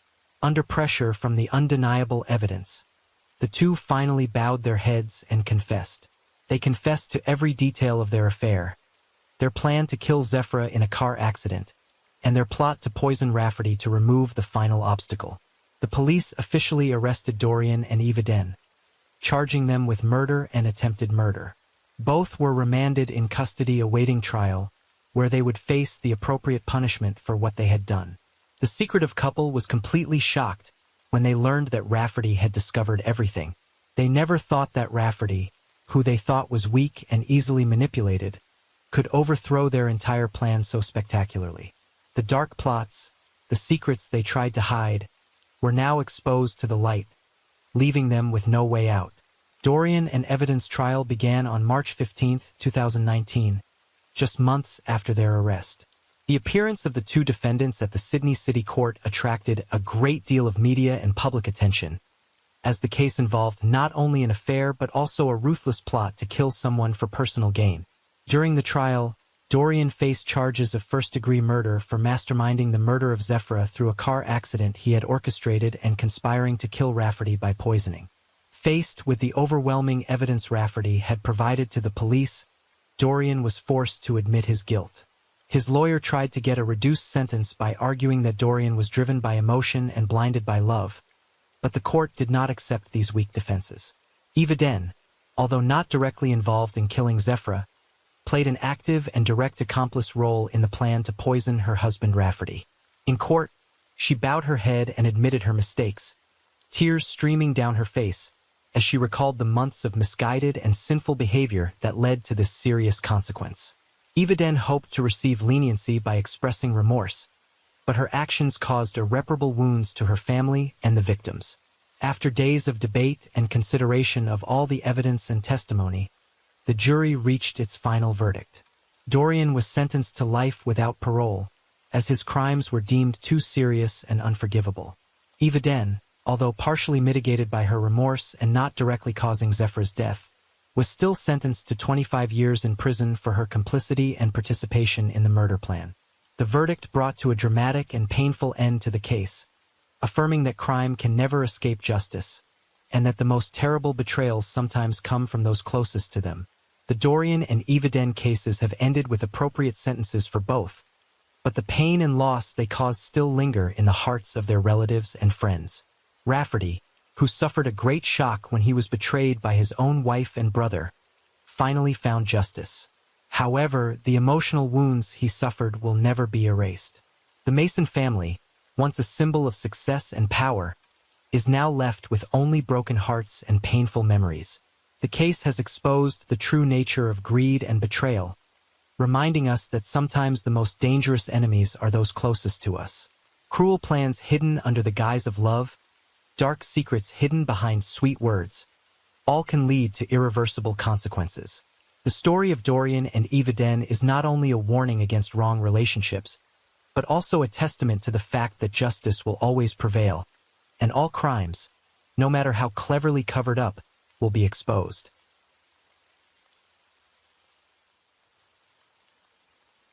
Story 5. Now we return to the case in New York, USA in 1990. Andrew Morgan, 35 years old, is a symbol of success in the real estate industry, always appearing in public with the image of a strong and powerful man. He constantly pushes himself to overcome all limits to achieve great achievements. However, hidden behind the glamour of his career is a conservative and patriarchal personality that has been ingrained in Andrew, deeply affecting the way he treats people around him. Andrew was born into a middle-class family, where his parents always taught him to be strong and never be weak. Since childhood, Andrew witnessed his father strictly managing the family, which formed in him a fixed mindset that everything must be under the control of men. These experiences became the template for the way Andrew runs his life: decisive, tough, and uncompromising. At work, Andrew is a relentless and goal-oriented person. He works tirelessly, often skipping hours and vacations to focus on big projects. Andrew has sharp negotiating skills, making quick and accurate decisions. However, what makes Andrew stand out is not only his talent but also the way he imposes his will on others. He does not accept opposition or failure, and always requires his team to absolutely follow his instructions. Andrew's conservatism is not only evident in his work but also in his personal relationships. He always believes that he is right and that other people's opinions are correct. On a fateful day in 1988, at a luxury charity event at a five-star hotel, Andrew Morgan first met 28-year-old Lauren Parker. Amidst the glittering lights and bustling laughter of the upper class, Lauren stood out with her charming appearance and confident demeanor. Wearing a tight red dress, Lauren not only attracted Andrew's gaze, but also that of most of the men present at the party. As a successful businessman, Andrew was familiar with beautiful women, but there was something special about Lauren that made him unable to take his eyes off her. Lauren Parker, a former high-class call girl, had spent years living in a world of frivolity and temptation. Although she has tried to escape from her past and build a new life, she still retains the style and lavish lifestyle she was used to. Lauren knows how to appear perfect in the eyes of everyone, always charming and tactful in her communication. For Lauren, every conversation, every smile is calculated to maintain the image of an elegant woman, not letting anyone know the dark past that she always keeps hidden. Andrew, attracted by Lauren's confidence and elegant beauty, does not hesitate to approach her. He offers Lauren a glass of wine, and the two quickly fall into an interesting conversation. Andrew is attracted not only by her beautiful appearance but also by the way Lauren makes him feel like he is the center of the world. With grace and sophistication, Lauren knows exactly what to say and do to please Andrew, a man of power and social status. As for Lauren, Andrew was the person she saw as an opportunity to step out of the darkness of the past, to escape the days of living in anxiety and insecurity. After their first meeting, Andrew persistently pursued Lauren. He sent flowers, wrote romantic handwritten letters, and did not hesitate to express his admiration for her. Andrew saw Lauren as a prize that he had to win, and with the nature of a person who always wanted everything under control, he did not let anyone or anything get in the way of this relationship. Lauren, at first a little worried because she feared that her past would be discovered, gradually she was conquered by Andrew's determination and strong attraction. After only a few months of dating, Andrew felt that Lauren was the perfect match he had been looking for. Not wanting to waste any more time, he proposed to her on a romantic evening on a private beach under the beautiful sunset. Lauren looked at the sparkling diamond ring before her eyes, and although a part of her was still afraid of being discovered, she could not pass up the opportunity to change her life that Andrew brought. She nodded in agreement, and from that moment on the two decided to step into a new life together. Andrew and Lauren's wedding took place not long after, a grand event that attracted the attention of the upper class and the media. The wedding was held at a luxurious coastal villa, where every detail was carefully prepared to reflect the class of the couple. Lauren, in an exquisite wedding dress with gorgeous lace, appeared like a princess, making everyone admire. For Andrew, this wedding was not only a connection between two people, but also a way for him to assert his ownership of Lauren, whom he always considered a precious gem. The ceremony took place in a luxurious and warm atmosphere, with the participation of family, friends, and influential people in society. The blessings from everyone resounded continuously, and the newlyweds received countless expensive gifts. Andrew was proud to have Lauren by his side, while Lauren tried to maintain a perfect appearance, hiding her doubts and fears about the past. She knew that her new life with Andrew would not be easy, but she also understood that this was her only chance to escape her old lifestyle and build the image she had always dreamed of. After marriage, Andrew and Lauren's life always seemed perfect on the surface. Andrew spared no expense to ensure that Lauren had a lavish life, from luxury cars to expensive dresses and trips to famous places. For Andrew, giving Lauren the best things was not only love but also a way for him to affirm his position. Lauren, in her role as a wife, always maintained the image of an elegant, gentle woman who knew how to please her husband. However, beneath that happy appearance were the complicated emotions that Lauren had to face. Despite living in luxury, she felt suffocated under Andrew's control. Andrew not only demanded that Lauren always be perfect but also interfered in every aspect of her life, from what she wore, who she met, to her daily activities. For Andrew, Lauren is not only his wife but also a symbol of his success, someone who always has to stand behind him and is not allowed to step out of the framework he has outlined. Lauren gradually feels tired of the role of the perfect wife that she has to take on every day. Every time she appears in public, she has to hide her true feelings, trying to smile even though she is full of insecurities. Memories of the past constantly haunt her, making it impossible for Lauren to completely escape the shadow of her previous life. She misses the feeling of freedom, even if it is freedom within thin boundaries, more than the feeling of being imprisoned in the luxury that Andrew brings. Their relationship gradually becomes cold.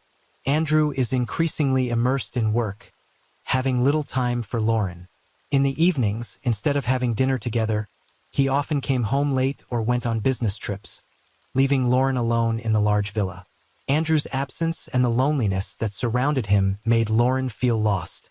She tried to find joy through social activities, but over time, the distance between them became more and more obvious.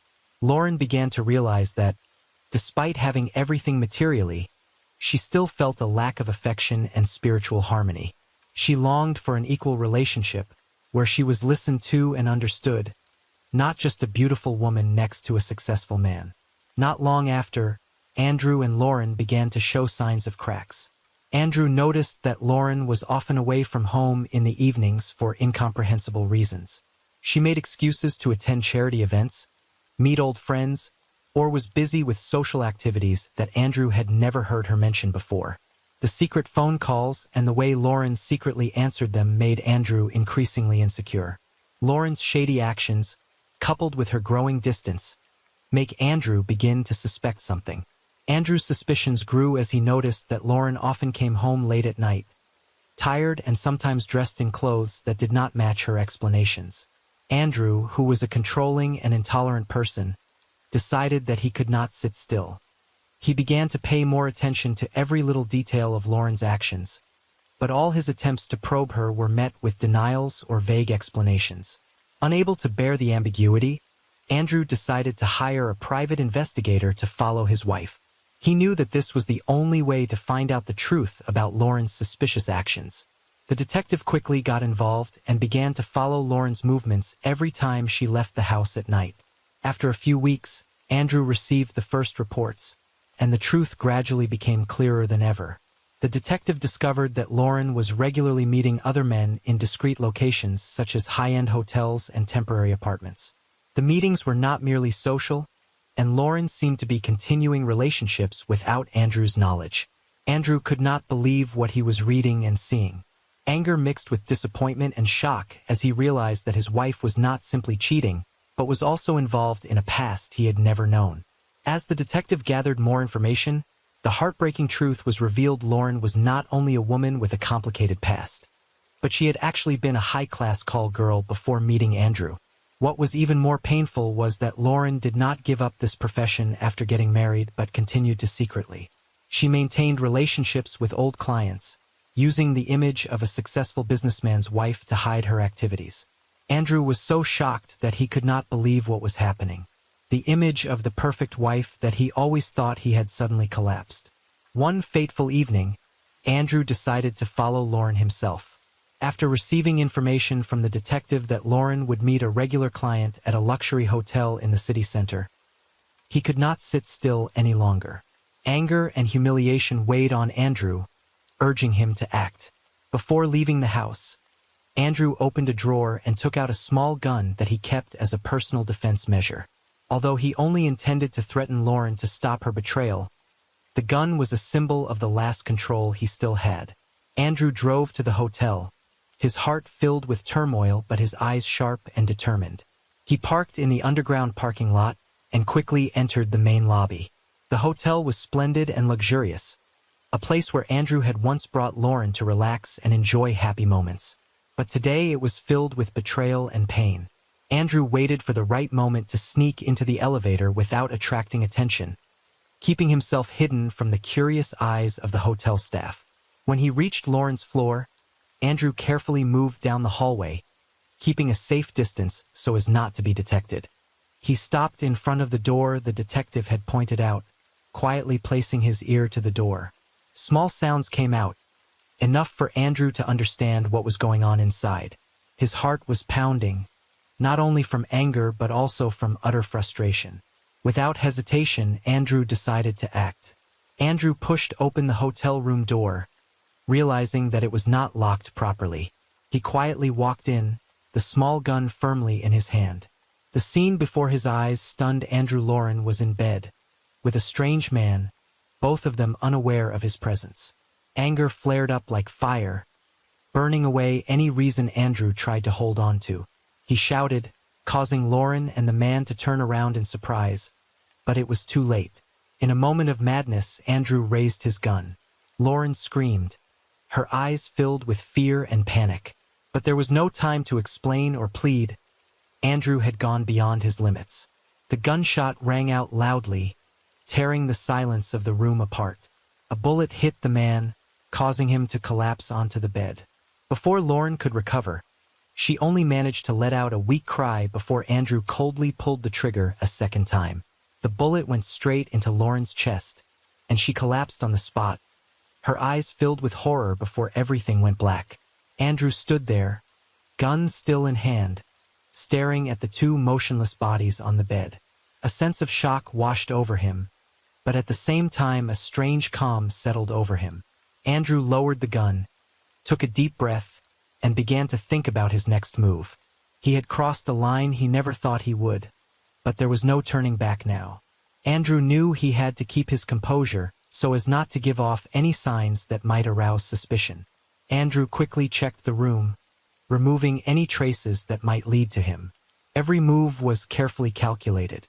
He collected anything that could be evidence, cleaned the gun, and kept everything as if he had never been there. Andrew carefully closed the door behind him, then left the hotel via the stairs to avoid being caught by the security cameras. Back home, Andrew tried to maintain as much of a calm exterior as possible. He sat down on a chair and drank a glass of brandy to regain his composure. Although he knew he had committed an unforgivable crime, Andrew told himself that he still had time to sort things out.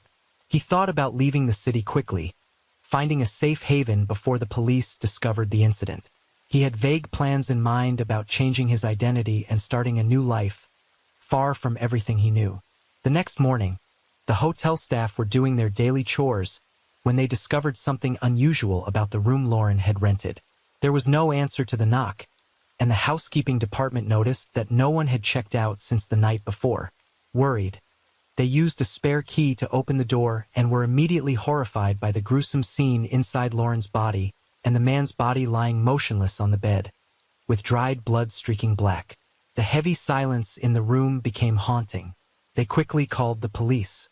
The police immediately arrived at the scene, sealed off the area, and began their investigation. Forensic officers began collecting evidence, from bloodstains, fingerprints, to bullet fragments scattered on the floor. The head of the investigation, Detective James Collins, who had experience handling many complex cases, immediately realized the seriousness of the incident. He asked the team to check every detail in the room, from traces on the bed sheets to disturbed personal items. One of the most important steps was to check the hotel's security camera system. The police quickly reviewed the footage from the previous night, recording every movement around the room. What they discovered became irrefutable evidence. Andrew Morgan, calm and composed, had entered the hotel at the exact moment Lauren and her lover were in the room. The clear images of Andrew walking down the hallway, entering the elevator, and then disappearing from the camera as he entered Lauren's room area incriminated him without further words. Meanwhile, Andrew was still at home, trying to maintain a calm appearance as if nothing had happened. He woke up, made a cup of coffee, and sat staring out the window, thinking about the escape plans he had made last night. But time was not on his side. Suddenly, police sirens sounded in the distance, getting closer and closer. Andrew looked out and saw several police cars parked in front of the house, along with a large group of public servants. The urgent knocking on the door made Andrew know that his moment of freedom was over. He opened the door, facing the stern eyes of the police team.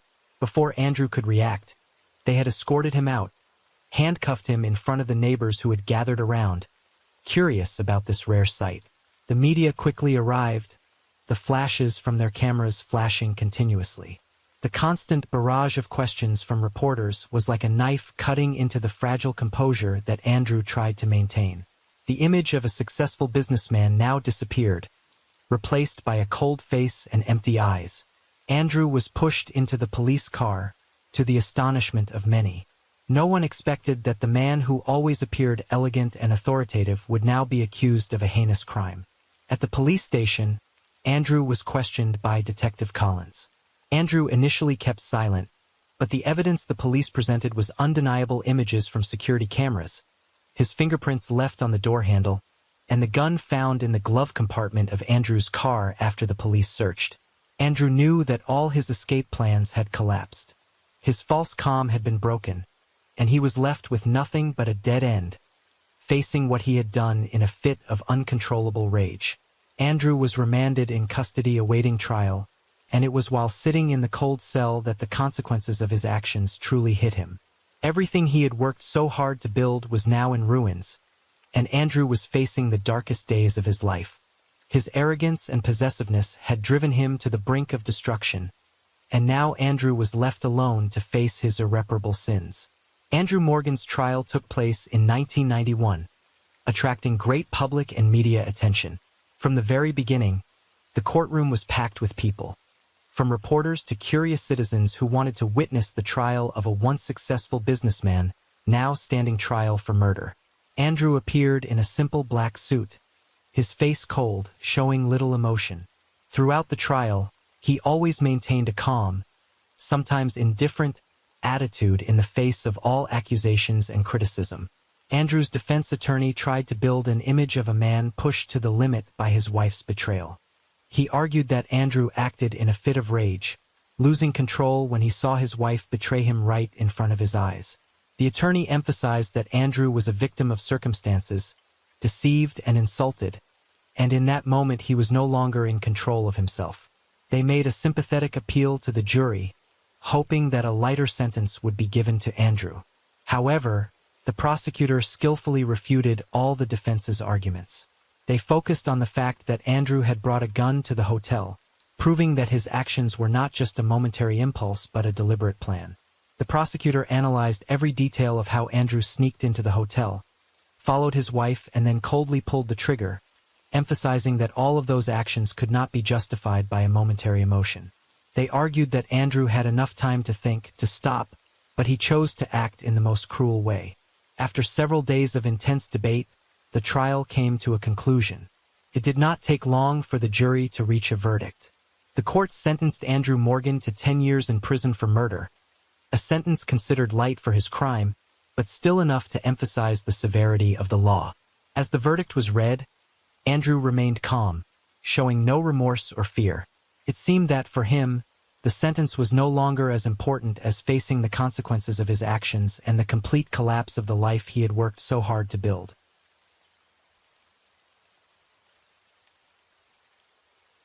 Story 6. In this story, we will uncover a horrific case in Sydney, Australia, where a secret relationship in the dark led to a tragic ending. A wife, a husband, and a yoga instructor, 3 people with seemingly innocent connections. But when secrets are exposed, only betrayal and rage remain. The result of that anger is the tragic death of an innocent man, a dismembered body, and a cold-blooded murder plan. Let me go into the details of the case to better understand what happened in this heartbreaking case. Before we begin, don't forget to give us a like on the video and subscribe to the channel so you don't miss out on any exciting videos on the channel. Phineas, 30, is a kitchen assistant working in a restaurant in Sydney, Australia. Phineas was born and raised in a traditional family. As the youngest child in the family, he was expected to live close to and take care of his parents when he grew up. Phineas has always been a quiet, reserved, and responsible boy. His life revolves around his family and the expectations people place on him. Phineas' childhood was uneventful, but he always tried to please his parents and follow traditional family values. Being sensitive, he grew up with the expectation that he would be the breadwinner of the family when he reached adulthood. He chose to work in the culinary industry, where he started his career as a kitchen assistant at a local restaurant. Phineas' life continues to go smoothly until he meets Imogen, who will completely change his life later on. Imogen was born and raised in a middle-class family in Sydney, Australia. From a young age, she showed signs of intelligence, and a strong personality. Her family always encouraged her to pursue her own passions and career, which shaped Imogen's independent thinking and determination. Growing up, Imogen focused on her studies and career. After completing high school, she studied communications and advertising at a prestigious university in Sydney. Throughout her studies, Imogen was an active student, participating in many social activities and student clubs, expressing herself through creativity and leadership. After graduating, Imogen quickly found a job at an advertising agency. With hard work and effort, she gradually advanced in her career, becoming an important employee of the company. Imogen's life before meeting her husband focused on her career and self-development. She was a modern, independent woman and rarely spent time on long-term relationships because her main goals were always her career and personal freedom. Imogen has always loved to challenge herself with new things, from learning yoga to participating in sports and creative activities. Her busy and colorful life changes when she meets Phineas on a fateful flight. After meeting on a fateful flight, Phineas and Imogen quickly fell in love. They both felt a connection and decided to take things further. In 2016, they held a warm and happy wedding, witnessed by their family and close friends. After getting married, their life became even more fulfilling when Imogen gave birth to a beautiful baby girl, bringing great joy to both husband and wife. In early 2018, Imogen decided to take a yoga class to improve her health and find balance between her busy life and motherhood. She signed up to a popular yoga studio in Sydney's CBD, where classes were taught by Tarquin, a 28-year-old yoga instructor. Tarquin was a single, calm man who always showed dedication and enthusiasm in his instruction. Tarquin quickly caught Imogen's attention, not only because of his good looks, but also because of his caring instructions and flexibility in yoga movements. He has the ability to connect and make students feel comfortable, which makes Imogen feel comfortable and more motivated to attend classes regularly. Tarquin's presence in class gradually becomes familiar to Imogen, and she feels a subtle connection between herself and her instructor. It is also when Imogen begins to experience feelings beyond her original intention for attending yoga, opening a new and complicated chapter in her life. After a week of yoga classes, Imogen began to notice her relationship with Tarquin growing closer. At first, she was simply drawn to his calm and gentle demeanor. Tarquin was not only a good instructor, but also knew how to create a comfortable space for his students. Tarquin, with many years of experience teaching yoga, recognized the difference between Imogen and other students. Not only did she have the patience to learn difficult movements, but she also showed a special spiritual connection when she focused. During the instruction sessions, he always paid more attention to her. The way he adjusted the postures, the interaction between them during the sessions was no longer just that of teacher and student, but gradually turned into a hidden concern. After about a week of practice, one evening, as usual, Imogen lingered after the other students had left. She told Tarquin that she wanted to practice a few more difficult moves that she had not been able to complete during class. Tarquin, who had also noticed the special interaction between the two, happily agreed. The atmosphere in the yoga room was very quiet. The soft lights and the faint scent of essential oils created a peaceful atmosphere, but there was a subtle tension between two people who were gradually pushing their limits. Tarquin slowly guided Imogen to focus on her breathing, adjusting each movement slowly and gently.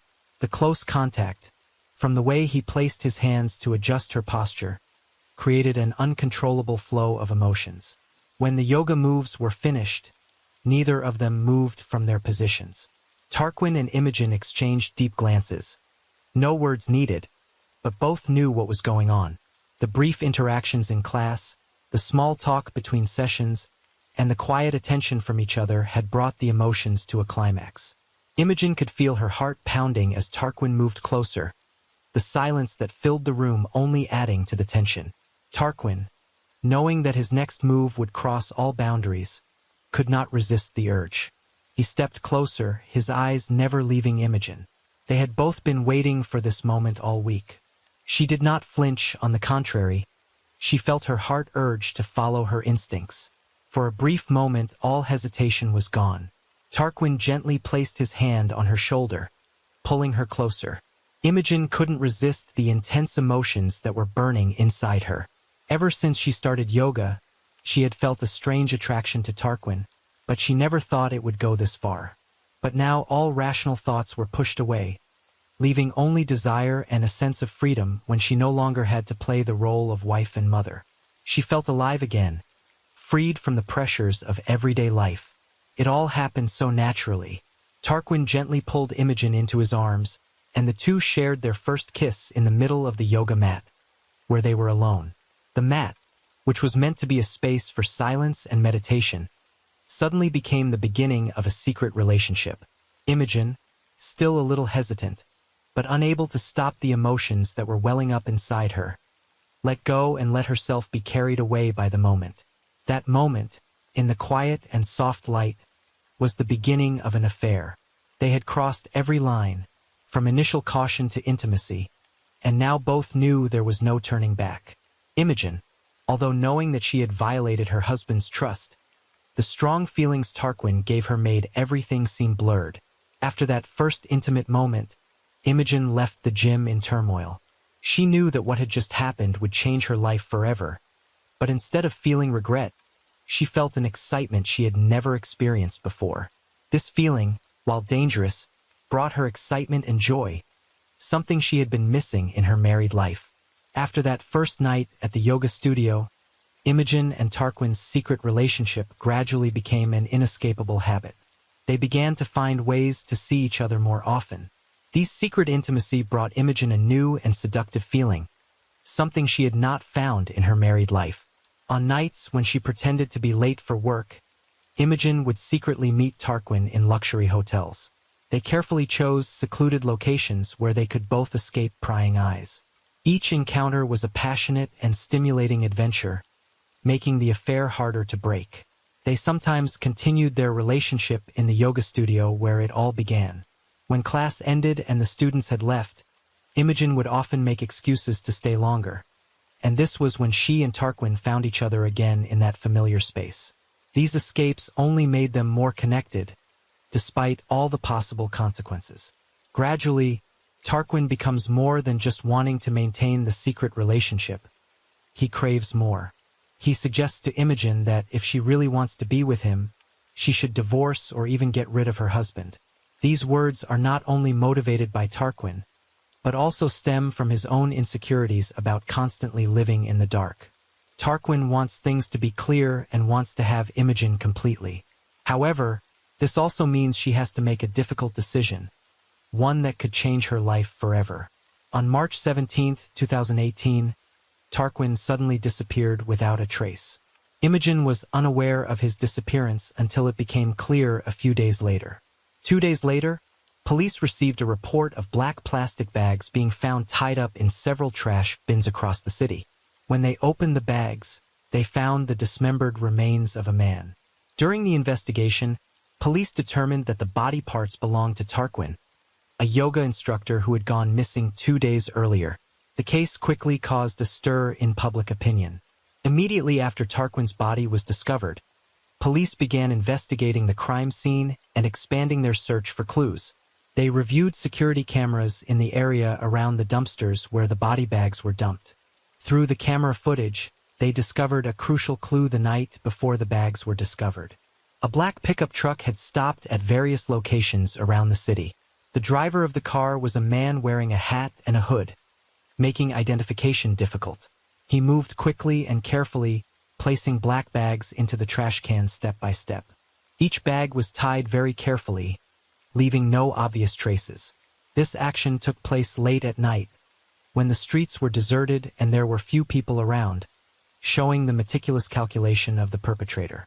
The camera footage did not show the man's face clearly, but the police focused on the black pickup truck as their main clue. They began searching for information about the vehicle, following its features and license plate, hoping that this would lead them to the identity of the person behind the brutal murder. This was a major step in the investigation, as they knew for sure that the driver of the vehicle was the key figure in the case. Following the license plate, the police found that the black pickup truck belonged to a rental car park in a Sydney suburb.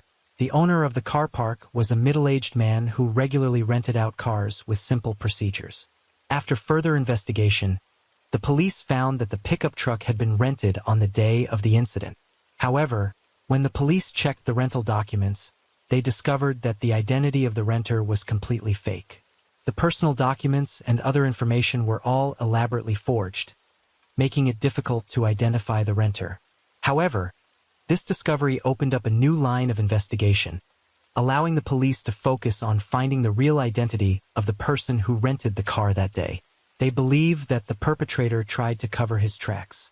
When the investigation seemed to be at a standstill, fortunately, the car rental man's parking lot had a working security camera system. This brought a major breakthrough to the case. The police extracted and analyzed the images from the security camera in the parking lot on the day the black pickup truck was rented. Through careful investigation, they were surprised to realize that the man who rented the car was none other than Phineas. The camera footage clearly showed Phineas' appearance and actions as he went through the car rental procedures, despite his attempts to conceal his identity with fake documents.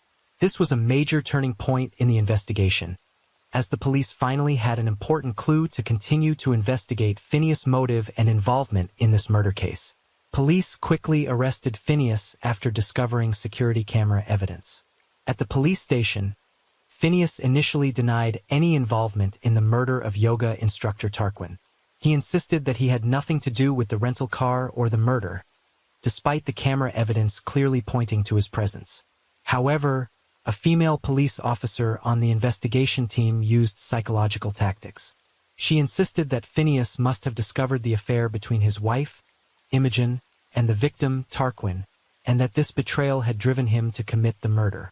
These words were like a knife to Phineas' deepest pain. Overcome by anger and betrayal, Phineas lost control, became angry and cursed, and finally confessed to the crime.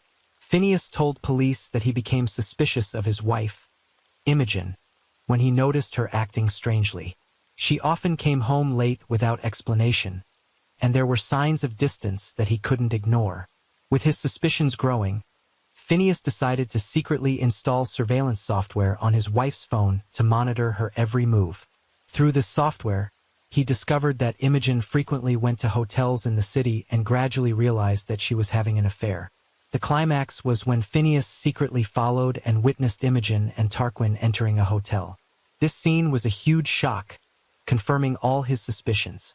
Phineas continued to monitor, and through the software, he learned that Imogen and Tarquin had planned to eliminate him so they could be together.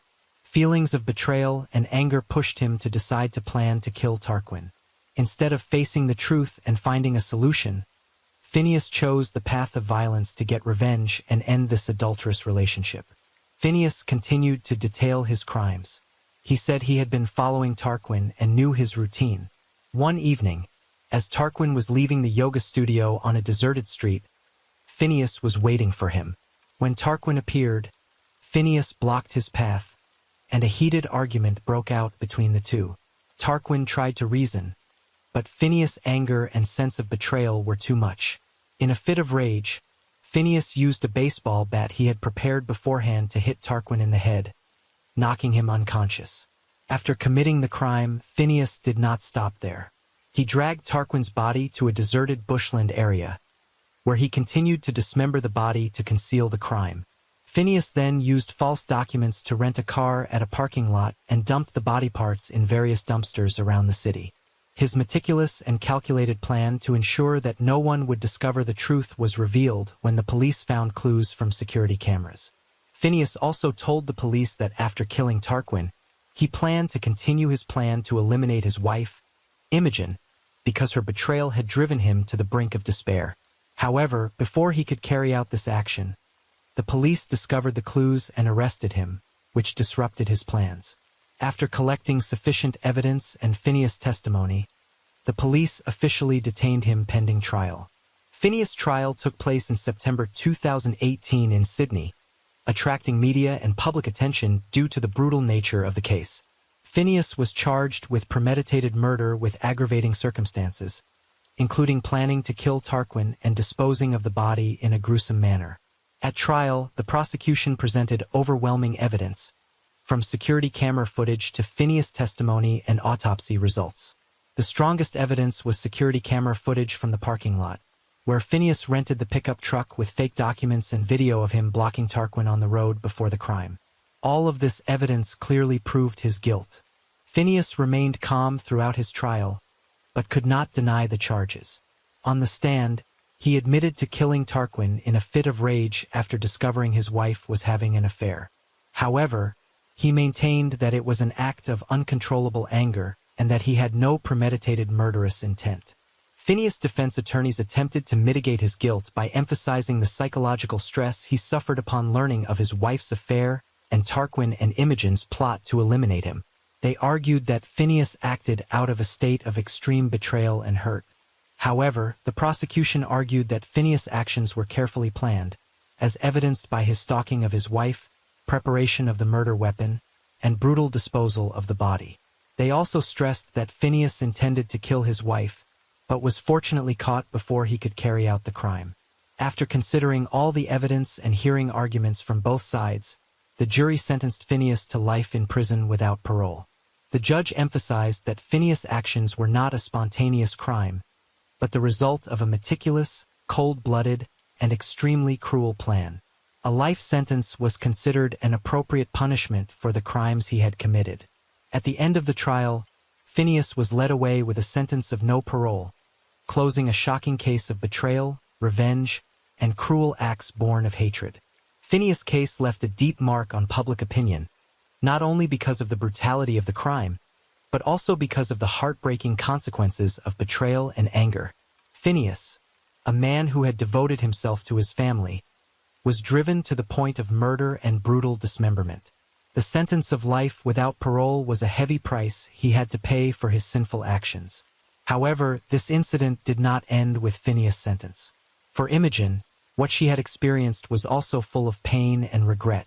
From the secret affair to Tarquin's brutal death, everything became haunting memories that haunted her for the rest of her life. The extramarital affair that she thought would bring her freedom and joy became the cause of tragedy, destroying the family life she once had. She had to face hatred from her family, the community, and most of all, the feeling of guilt for indirectly causing the death of her lover and sending her husband to prison for life. Imogen has lost not only her lover but also her family and the life she once had. She lives in loneliness and remorse, having to bear the consequences of her past mistakes. This case reminds us of the destruction that thoughtless actions and out-of-control emotions can bring to a lifetime.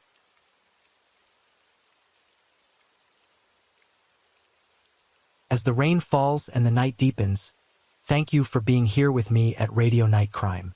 True crime stories remind us of life's mysteries and the need to stay aware, even in the stillness of the night.